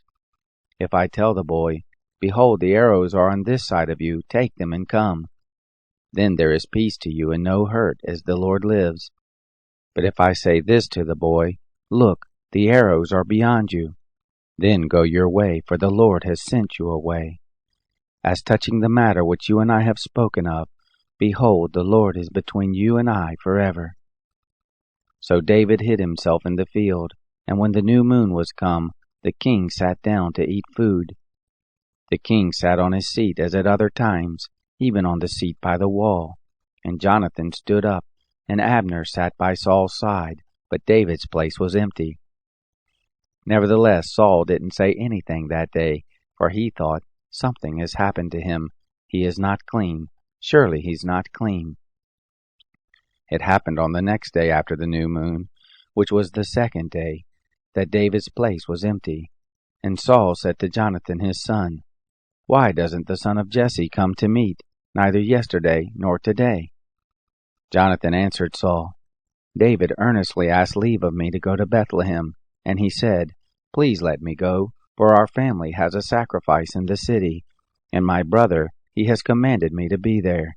And now, if I have found favor in your eyes, let me get away, I pray you, and see my brothers. Therefore he is not come to the king's table.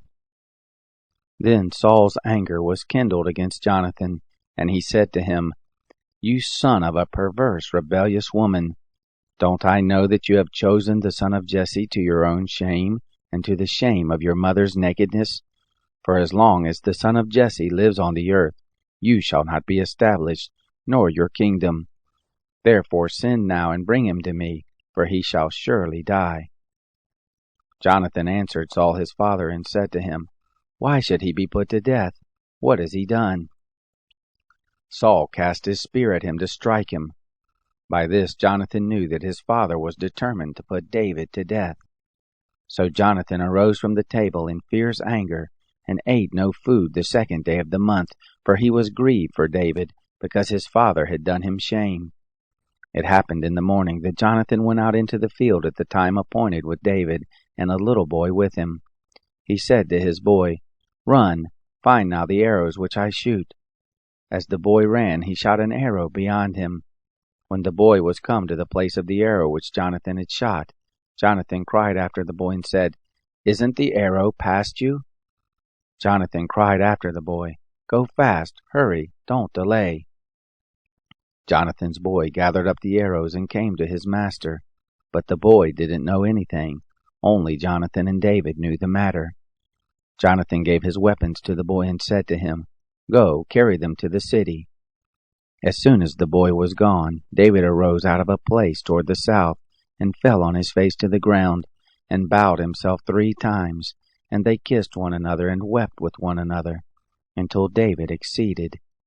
Jonathan said to David, Go in peace, because we have sworn both of us in the name of the Lord, saying, The Lord shall be between me and you, and between my seed and your seed forever. He arose and departed, and Jonathan went into the city. Chapter 21. Then David came to Nob, to Ahimelech the priest, and Ahimelech came to meet David trembling, and said to him, Why are you alone, and no man with you? David said to Ahimelech the priest, The king has commanded me a business, and has said to me, Let no man know anything of the business about which I send you, and what I have commanded you. And I have appointed the young men to such and such a place. Now therefore, what is under your hand? Give me 5 loaves of bread in my hand, or whatever there is present. The priest answered David and said, There is no common bread under my hand, but there is holy bread, if only the young men have kept themselves from women.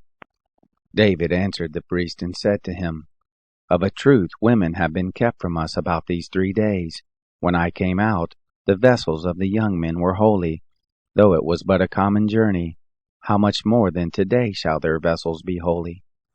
So the priest gave him holy bread, for there was no bread but the show bread that was taken from before the Lord, to put hot bread in the day when it was taken away. Now a certain man of the servants of Saul was there that day, detained before the Lord, and his name was Doeg the Edomite, the best of the herdsmen who belonged to Saul. David said to Ahimelech, Isn't there here under your hand spear or sword? For I have neither brought my sword nor my weapons with me, because the king's business required haste. The priest said, The sword of Goliath the Philistine, whom you killed in the valley of Elah, behold, it is here wrapped in a cloth behind the ephod.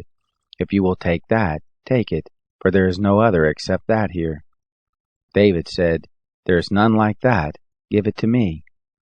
David arose and fled that day for fear of Saul, and went to Achish the king of Gath. The servants of Achish said to him, Isn't this David the king of the land? Didn't they sing one to another about him in dances, saying, Saul has slain his thousands, David his 10,000s? David laid up these words in his heart, and was very afraid of Achish the king of Gath. He changed his behavior before them, and feigned himself mad in their hands, and scrabbled on the doors of the gate, and let his spittle fall down on his beard. Then Achish said to his servants, Look, you see this man is mad. Why then have you brought him to me? Do I lack madmen that you have brought this fellow to play the madman in my presence? Shall this fellow come into my house? Chapter 22. David therefore departed from there, and escaped to the cave of Adullam. And when his brothers and all his father's house heard it, they went down there to him, everyone who was in distress, and everyone who was in debt, and everyone who was discontented gathered themselves to him, and he became captain over them. And there were with him about 400 men. David went there to Mizpah of Moab, and he said to the king of Moab, Please let my father and my mother come forth and be with you, until I know what God will do for me. He brought them before the king of Moab, and they lived with him all the while that David was in the stronghold. The prophet Gad said to David, Don't stay in the stronghold, depart, and go into the land of Judah. Then David departed and came into the forest of Hereth. Saul heard that David was discovered, and the men who were with him. Now Saul was sitting in Gibeah under the tamarisk tree in Ramah, with a spear in his hand, and all his servants were standing about him. Saul said to his servants who stood about him, Hear now, you Benjamites. Will the son of Jesse give every one of you fields and vineyards? Will he make you all captains of thousands and captains of hundreds, that all of you have conspired against me? And there is none who discloses to me when my son makes a league with the son of Jesse. And there is none of you who is sorry for me, or discloses to me that my son has stirred up my servant against me to lie in wait, as at this day. Then answered Doeg the Edomite, who stood by the servants of Saul, and said, I saw the son of Jesse coming to Nob, to Ahimelech the son of Ahitub. He inquired of the Lord for him, and gave him food, and gave him the sword of Goliath the Philistine. Then the king sent to call Ahimelech the priest, the son of Ahitub, and all his father's house, the priests who were in Nob, and they all came to the king. Saul said, Hear now, you son of Ahitub. He answered, Here I am, Lord. Saul said to him, Why have you conspired against me, you and the son of Jesse, and that you have given him bread and a sword, and have inquired of God for him, that he should rise against me to lie in wait, as at this day?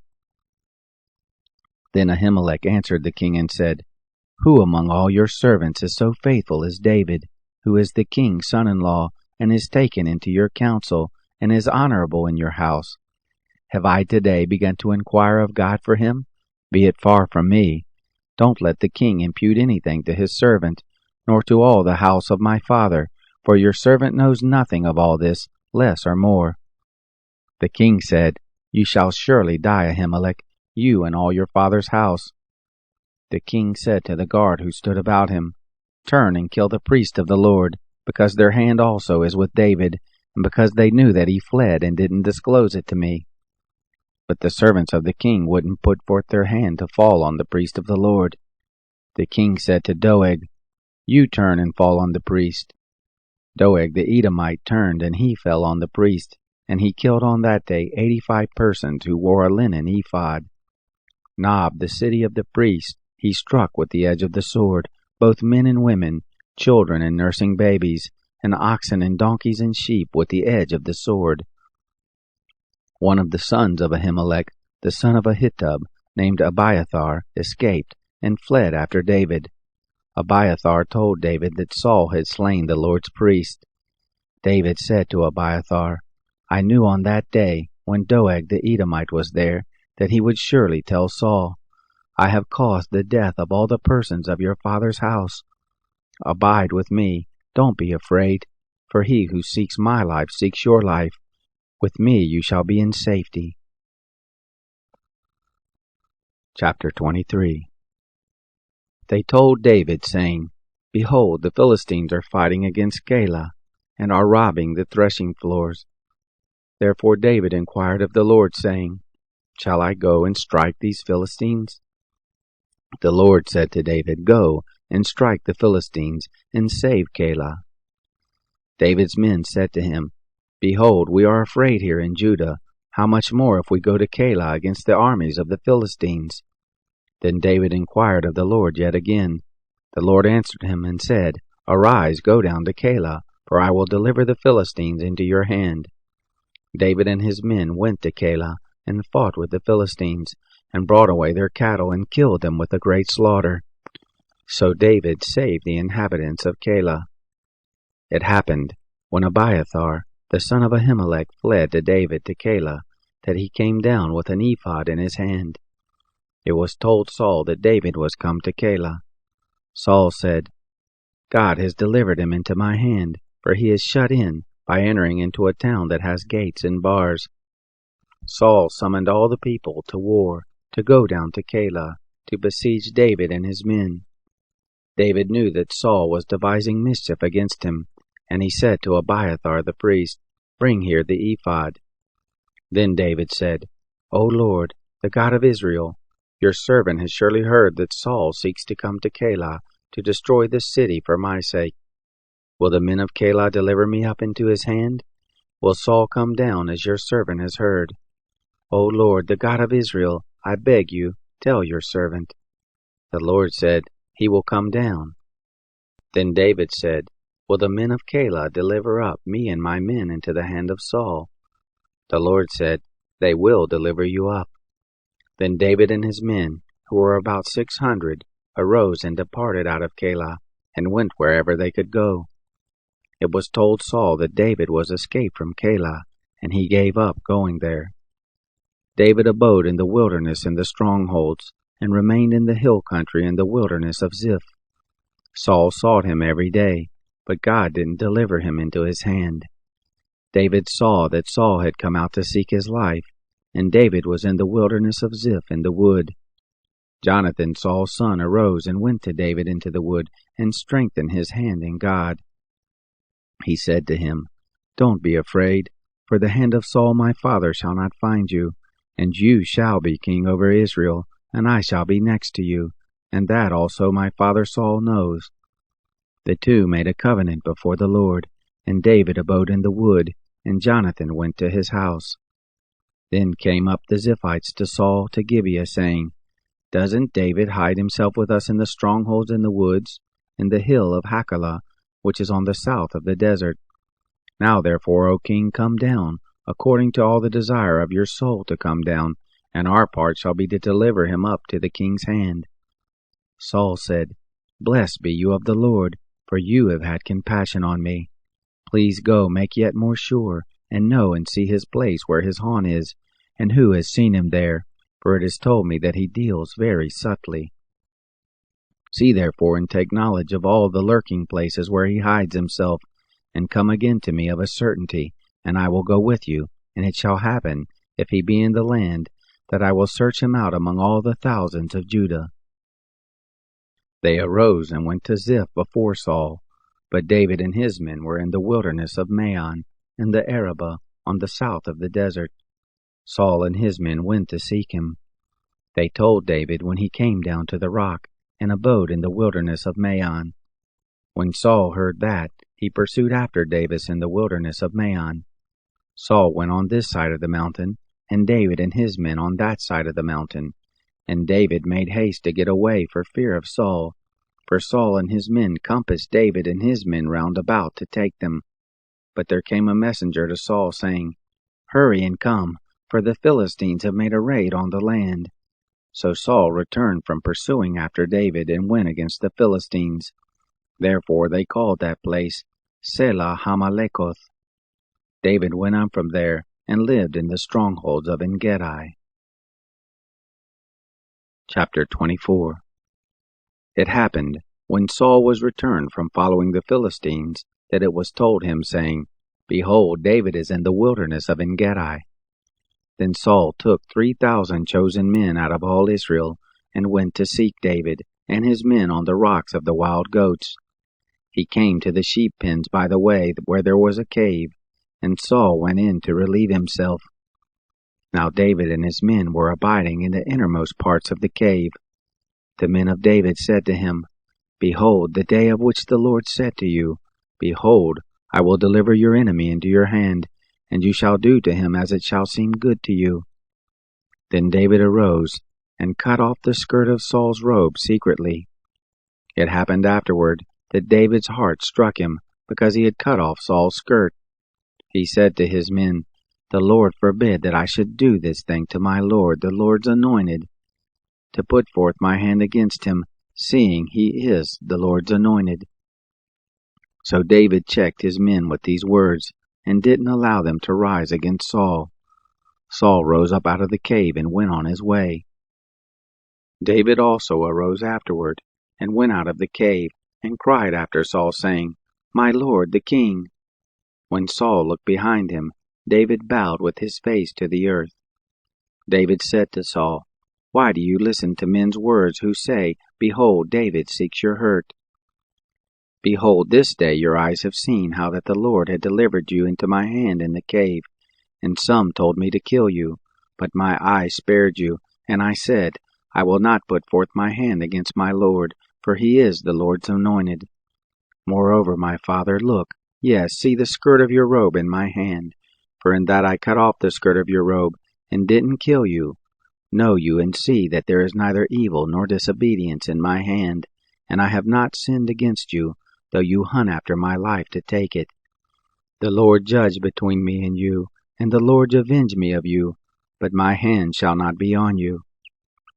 As says the proverb of the ancients, out of the wicked comes forth wickedness, but my hand shall not be on you. After whom is the king of Israel come out? After whom do you pursue? After a dead dog? After a flea? The Lord therefore be judge, and give sentence between me and you, and see, and plead my cause, and deliver me out of your hand." It came to pass, when David had made an end of speaking these words to Saul, that Saul said, "Is this your voice, my son David?" Saul lifted up his voice and wept. He said to David, "You are more righteous than I, for you have rendered to me good, whereas I have rendered to you evil. You have declared this day how that you have dealt well with me, because when the Lord had delivered me up into your hand, you didn't kill me. For if a man finds his enemy, will he let him go away unharmed? Therefore may the Lord reward you in good for that which you have done to me this day. Now behold, I know that you shall surely be king, and that the kingdom of Israel shall be established in your hand. Swear now therefore to me by the Lord, that you will not cut off my seed after me, and that you will not destroy my name out of my father's house." David swore to Saul. Saul went home, but David and his men got them up to the stronghold. Chapter 25. Samuel died, and all Israel gathered themselves together and lamented him, and buried him in his house at Ramah. David arose and went down to the wilderness of Paran. There was a man in Maon whose possessions were in Carmel, and the man was very great, and he had about 3,000 sheep, and 1,000 goats, and he was shearing his sheep in Carmel. Now the name of the man was Nabal, and the name of his wife Abigail, and the woman was of a good understanding, and of a beautiful face. But the man was churlish and evil in his doings, and he was of the house of Caleb. David heard in the wilderness that Nabal was shearing his sheep. David sent 10 young men, and David said to the young men, "Go up to Carmel, and go to Nabal, and greet him in my name. And thus shall you tell him who lives in prosperity, Peace be to you, and peace be to your house, and peace be to all that you have. Now I have heard that you have shearers. Your shepherds have now been with us, and we did them no hurt, neither was there anything missing to them, all the while they were in Carmel. Ask your young men, and they will tell you. Therefore let the young men find favor in your eyes, for we come in a good day. Please give whatever comes to your hand to your servants and to your son David." When David's young men came, they spoke to Nabal according to all those words in the name of David. Nabal answered David's servants and said, "Who is David, and who is the son of Jesse? There are many servants nowadays who break away from their masters. Shall I then take my bread and my water and my meat that I have killed for my shearers, and give it to men who I don't know where they come from?" So David's young men turned on their way and went back, and came and told him according to all these words.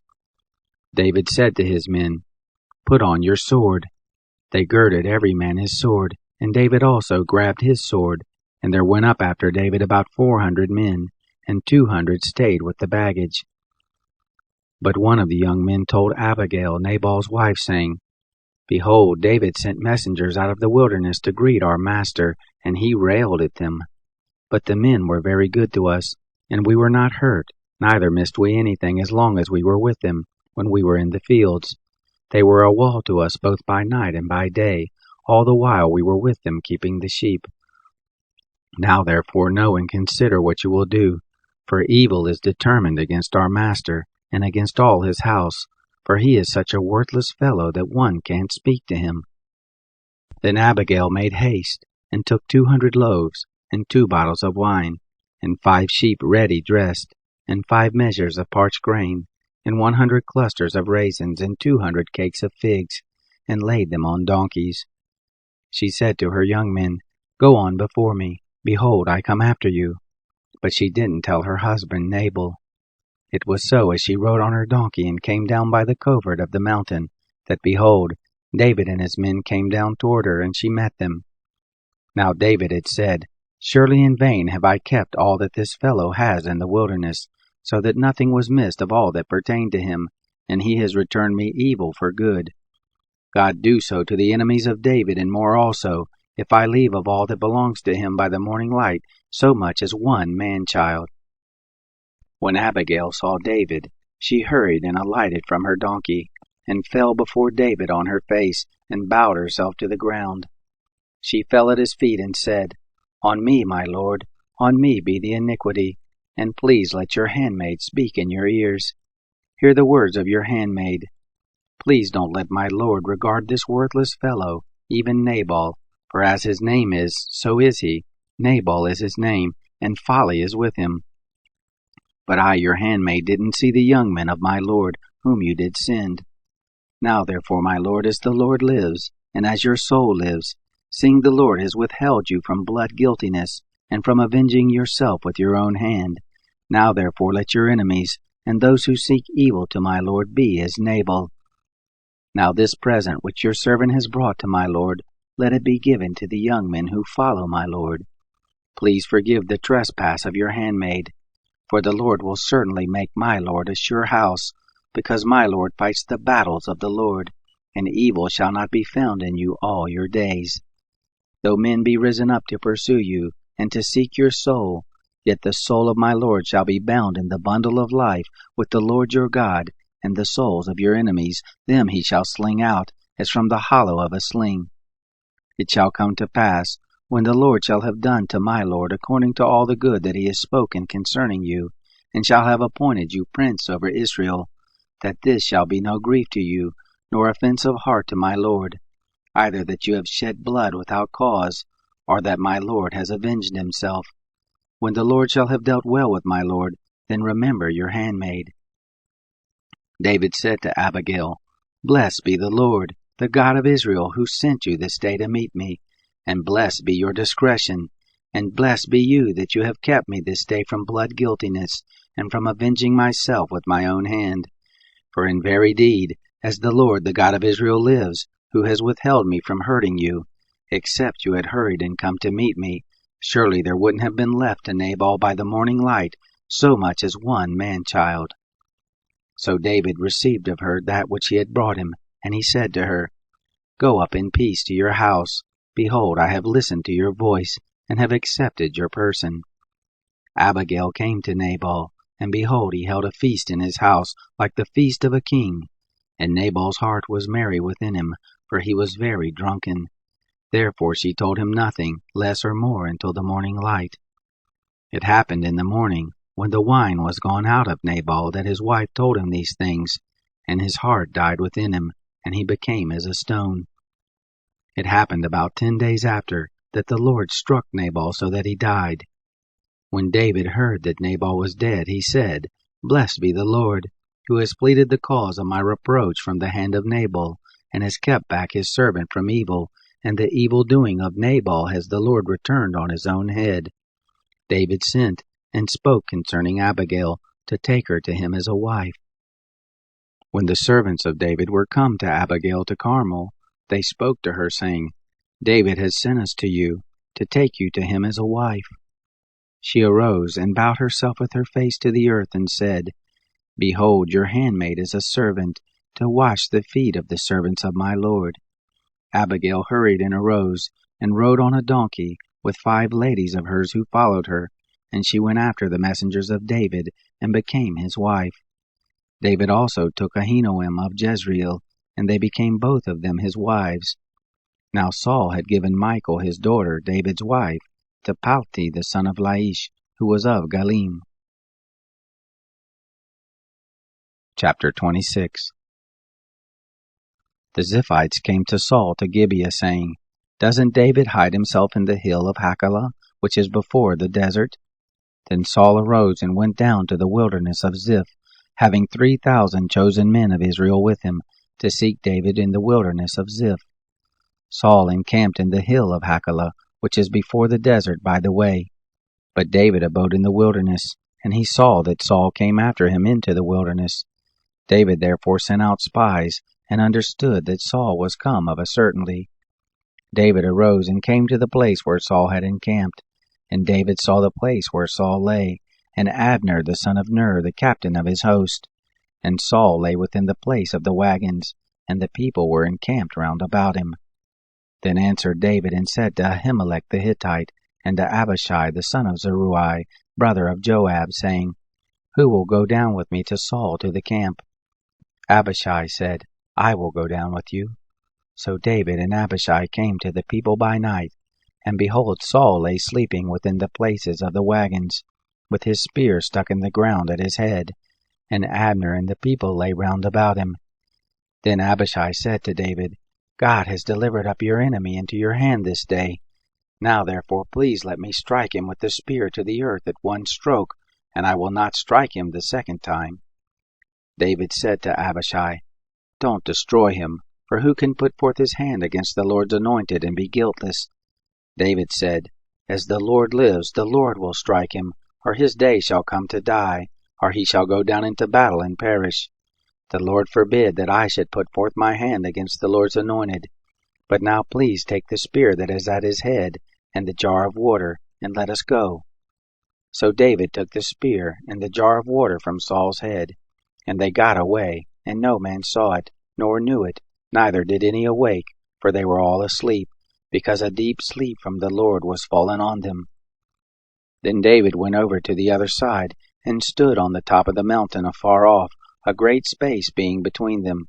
And David cried to the people, and to Abner the son of Ner, saying, "Don't you answer, Abner." Then Abner answered, "Who are you who cries to the king?" David said to Abner, "Aren't you a valiant man? And who is like you in Israel? Why then have you not kept watch over your lord the king? For there came one of the people in to destroy the king your lord. This thing isn't good that you have done. As the Lord lives, you are worthy to die, because you have not kept watch over the king, the Lord's anointed. Now see where the king's spear is, and the jar of water that was at his head." Saul knew David's voice, and said, "Is this your voice, my son David?" David said, "It is my voice, my lord, O king." He said, "Why does my lord pursue after his servant? For what have I done, or what evil is in my hand? Now therefore please let my lord the king hear the words of his servant. If it be the Lord has stirred you up against me, let him accept an offering. But if it be the children of men, cursed be they before the Lord, for they have driven me out this day, that I shouldn't cling to the Lord's inheritance, saying, Go serve other gods. Now therefore don't let my blood fall to the earth away from the presence of the Lord. For the king of Israel has come out to seek a flea, as when one does hunt a partridge in the mountains." Then Saul said, "I have sinned. Return, my son David, for I will no more do you harm, because my life was precious in your eyes this day. Behold, I have played the fool, and have erred exceedingly." David answered, "Behold the spear, O king. Let then one of the young men come over and get it. The Lord will render to every man his righteousness and his faithfulness, because the Lord delivered you into my hand today, and I wouldn't put forth my hand against the Lord's anointed. Behold, as your life was much set by this day in my eyes, so let my life be much set by in the eyes of the Lord, and let him deliver me out of all oppression." Then Saul said to David, "Blessed be you, my son David. You shall both do mightily, and shall surely prevail." So David went his way, and Saul returned to his place. Chapter 27. David said in his heart, "I shall now perish one day by the hand of Saul. There is nothing better for me than that I should escape into the land of the Philistines, and Saul will despair of me to seek me any more in all the borders of Israel, so I shall escape out of his hand." David arose and passed over, he and the 600 men who were with him, to Achish the son of Maoch, king of Gath. David lived with Achish at Gath, he and his men, every man with his household, even David with his 2 wives, Ahinoam the Jezreelitess, and Abigail the Carmelitess, Nabal's wife. It was told Saul that David was fled to Gath, and he sought no more again for him. David said to Achish, If I have now found favor in your eyes, let them give me a place in one of the cities of the country, that I may dwell there, for why should your servant dwell in the royal city with you? Then Achish gave him Ziklag that day. Why, Ziklag pertains to the kings of Judah to this day. The number of the days that David lived in the country of the Philistines was a full year and 4 months. David and his men went up and made a raid on the Geshurites and the Girzites and the Amalekites, for those nations were the inhabitants of the land who were of old, as you go to Shur, even to the land of Egypt. David struck the land, and saved neither man nor woman alive, and took away the sheep, and the oxen, and the donkeys, and the camels, and the clothing, and he returned and came to Achish. Achish said, Against whom have you made a raid today? David said, Against the south of Judah, and against the south of the Jerahmeelites, and against the south of the Kenites. David saved neither man nor woman alive to bring them to Gath, saying, Lest they should tell of us, saying, So did David, and so has his manner been all the while he has lived in the country of the Philistines. Achish believed David, saying, He has made his people Israel to utterly hate him. Therefore he shall be my servant forever. Chapter 28. It happened in those days that the Philistines gathered their host together for warfare, to fight with Israel. Achish said to David, Know assuredly that you shall go out with me in the host, you and your men. David said to Achish, Therefore you shall know what your servant will do. Achish said to David, Therefore I will make you keeper of my head forever. Now Samuel was dead, and all Israel had lamented him and buried him in Ramah, even in his own city. Saul had put away those who had familiar spirits and the wizards out of the land. The Philistines gathered themselves together, and came and encamped in Shunem. And Saul gathered all Israel together, and they encamped in Gilboa. When Saul saw the host of the Philistines, he was afraid, and his heart trembled greatly. When Saul inquired of the Lord didn't answer him, neither by dreams, nor by Urim, nor by prophets. Then Saul said to his servants, Seek me a woman who has a familiar spirit, that I may go to her, and inquire of her. His servants said to him, Behold, there is a woman who has a familiar spirit at Endor. Saul disguised himself, and put on other clothing, and went, he and 2 men with him, and they came to the woman by night, and he said, Please divine to me by the familiar spirit, and bring up whoever I shall name to you. The woman said to him, Behold, you know what Saul has done, how he has cut off those who have familiar spirits and the wizards out of the land. Why then are you laying a snare for my life to cause me to die? Saul swore to her by the Lord, saying, As the Lord lives, there shall no punishment happen to you for this thing. Then the woman said, Whom shall I bring up to you? He said, Bring me up Samuel. When the woman saw Samuel, she cried with a loud voice, and the woman spoke to Saul, saying, Why have you deceived me? For you are Saul. The king said to her, Don't be afraid, for what do you see? The woman said to Saul, I see a god coming up out of the earth. He said to her, What form is he? She said, An old man comes up, and he is covered with a robe. Saul perceived that it was Samuel, and he bowed with his face to the ground. Samuel said to Saul, Why have you disturbed me to bring me up? Saul answered, I am sore distressed, for the Philistines make war against me, and God is departed from me, and answers me no more, neither by prophets, nor by dreams. Therefore I have called you, that you may make known to me what I shall do. Samuel said, Why then do you ask of me, seeing the Lord is departed from you, and is become your adversary? The Lord has done to you as he spoke by me, and the Lord has torn the kingdom out of your hand, and given it to your neighbor, even to David, because you didn't obey the voice of the Lord, and didn't execute his fierce wrath on Amalek. Therefore the Lord has done this thing to you this day. Moreover, the Lord will deliver Israel also with you into the hand of the Philistines, and tomorrow shall you and your sons be with me. The Lord will deliver the host of Israel into the hand of the Philistines. Then Saul fell immediately his full length on the earth, and was very afraid because of the word of Samuel, and there was no strength in him, for he had eaten no bread all the day, nor all the night.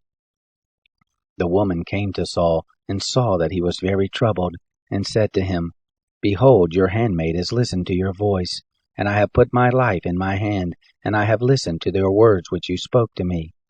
Now therefore please listen also to the voice of your handmaid, and let me set a morsel of bread before you and eat, that you may have strength when you go on your way.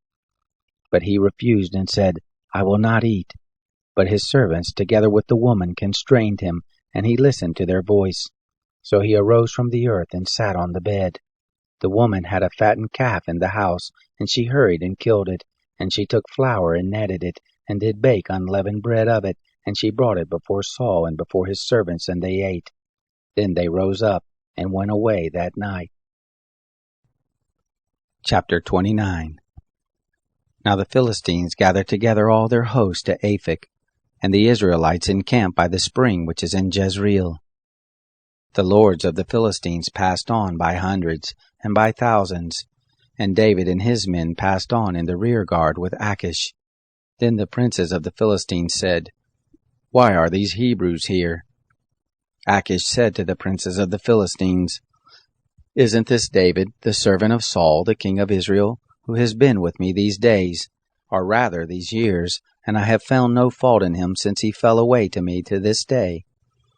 But the princes of the Philistines were angry with him, and the princes of the Philistines said to him, Make the man return, that he may go back to his place where you have appointed him, and let him not go down with us to the battle, lest in the battle he become an adversary to us.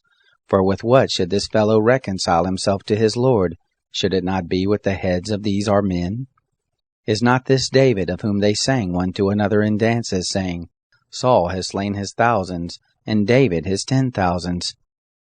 Then Achish called David to him and said to him, As the Lord lives, you have been upright, and your going out and your coming in with me in the host is good in my sight. For I have not found evil in you since the day of your coming over to me, even to this very day. Nevertheless the lords don't favor you.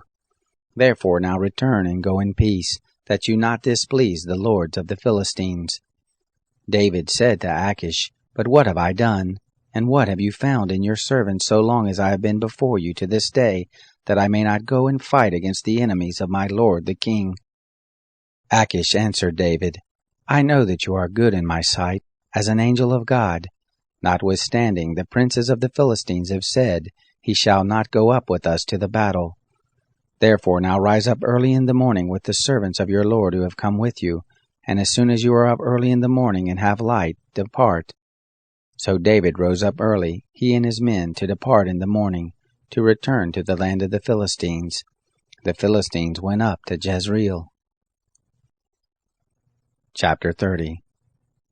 It happened, when David and his men were come to Ziklag on the third day, that the Amalekites had made a raid on the south and on Ziklag, and had struck Ziklag and burned it with fire, and had taken captive the women and all who were therein, both small and great. They didn't kill any, but carried them off and went their way. When David and his men came to the city, behold, it was burned with fire, and their wives and their sons and their daughters were taken captive. Then David and the people who were with him lifted up their voice and wept, until they had no more power to weep. David's 2 wives were taken captive, Ahinoam the Jezreelitess, and Abigail the wife of Nabal the Carmelite. David was greatly distressed, for the people spoke of stoning him, because the soul of all the people was grieved, every man for his sons and for his daughters. But David strengthened himself in the Lord his God. David said to Abiathar the priest, the son of Ahimelech, Please bring me here the ephod. Abiathar brought there the ephod to David. David inquired of the Lord, saying, If I pursue after this troop, shall I overtake them? He answered him, Pursue, for you shall surely overtake them, and shall without fail recover all. So David went, he and the 600 men who were with him, and came to the brook Besor, where those who were left behind stayed. But David pursued, he and 400 men, for 200 stayed behind, who were so faint that they couldn't go over the brook Besor. They found an Egyptian in the field, and brought him to David, and gave him bread, and he ate, and they gave him water to drink. They gave him a piece of cake, of figs, and 2 clusters of raisins. And when he had eaten, his spirit came to him again, for he had eaten no bread, nor drunk any water 3 days and 3 nights. David said to him, "To whom do you belong, and from where do you come?" He said, "I am a young man of Egypt, servant to an Amalekite, and my master left me, because 3 days ago I fell sick. We made a raid on the south of the Cherethites, and on that which belongs to Judah, and on the south of Caleb, and we burned Ziklag with fire." David said to him, "Will you bring me down to this troop?" He said, "Swear to me by God that you will neither kill me, nor deliver me up into the hands of my master, and I will bring you down to this troop." When he had brought him down, behold, they were spread abroad over all the ground, eating and drinking and dancing, because of all the great spoil that they had taken up out of the land of the Philistines, and out of the land of Judah. David struck them from the twilight even to the evening of the next day, and there was not a man of them that escaped, except 400 young men who rode on camels and fled. David recovered all that the Amalekites had taken, and David rescued his 2 wives. There was nothing lacking to them, neither small nor great, neither sons nor daughters, neither spoil, nor anything that they had taken to them. David brought back all. David took all the flocks and the herds which they drove before those other cattle, and said, "This is David's spoil." David came to the 200 men who were so faint they could not follow David, whom also they had made to stay by the brook Besor. And they went forth to meet David, and to meet the people who were with him. And when David came near to the people, he greeted them. Then answered all the wicked men and base fellows of those who went with David, and said, "Because they didn't go with us, we will not give them anything of the spoil that we have recovered, except to every man his wife and his children, that he may lead them away and depart." Then David said, "You shall not do so, my brothers, with that which the Lord has given to us, who has preserved us, and delivered the troop that came against us into our hand. Who will listen to you in this matter? For as his share is who goes down to the battle, so shall his share be who tarries by the baggage. They shall all share alike." It was so from that day forward that he made it a statute and an ordinance for Israel to this day. When David came to Ziklag, he sent of the spoil to the elders of Judah, even to his friends, saying, "Behold, a present for you from the spoil of the enemies of the Lord." To those who were in Bethel, and to those who were in Ramoth of the south, and to those who were in Jatir, and to those who were in Aroer, and to those who were in Siphmoth, and to those who were in Eshtemoa, and to those who were in Rachal, and to those who were in the cities of the Jerahmeelites, and to those who were in the cities of the Kenites, and to those who were in Hormah, and to those who were in Borashan, and to those who were in Athak, and to those who were in Hebron, and to all the places where David himself and his men used to stay. Chapter 31. Now the Philistines fought against Israel, and the men of Israel fled from before the Philistines, and fell down slain on Mount Gilboa. The Philistines followed hard on Saul and on his sons, and the Philistines killed Jonathan, and Aminadab, and Malchishua, the sons of Saul. The battle went sore against Saul, and the archers overtook him, and he was greatly distressed by reason of the archers. Then Saul said to his armor-bearer, "Draw your sword, and thrust me through, lest these uncircumcised ones come and thrust me through and abuse me." But his armor-bearer would not, for he was very afraid. Then Saul took his sword and fell on it. When his armor-bearer saw that Saul was dead, he likewise fell on his sword and died with him. So Saul died, and his 3 sons, and his armor-bearer, and all his men that same day together. When the men of Israel who were on the other side of the valley, and those who were beyond the Jordan, saw that the men of Israel fled, and that Saul and his sons were dead, they forsook the cities and fled, and the Philistines came and lived in them. It happened on the next day, when the Philistines came to strip the slain, that they found Saul and his 3 sons fallen on Mount Gilboa. They cut off his head, and stripped off his armor, and sent into the land of the Philistines round about to carry the news to the house of their idols and to the people. They put his armor in the house of the Ashtaroth, and they fastened his body to the wall of Bethshan. When the inhabitants of Jabesh Gilead heard concerning him that which the Philistines had done to Saul, all the valiant men arose, and went all night, and took the body of Saul and the bodies of his sons from the wall of Bethshan, and they came to Jabesh, and burnt them there. They took their bones, and buried them under the tamarisk tree in Jabesh, and fasted 7 days.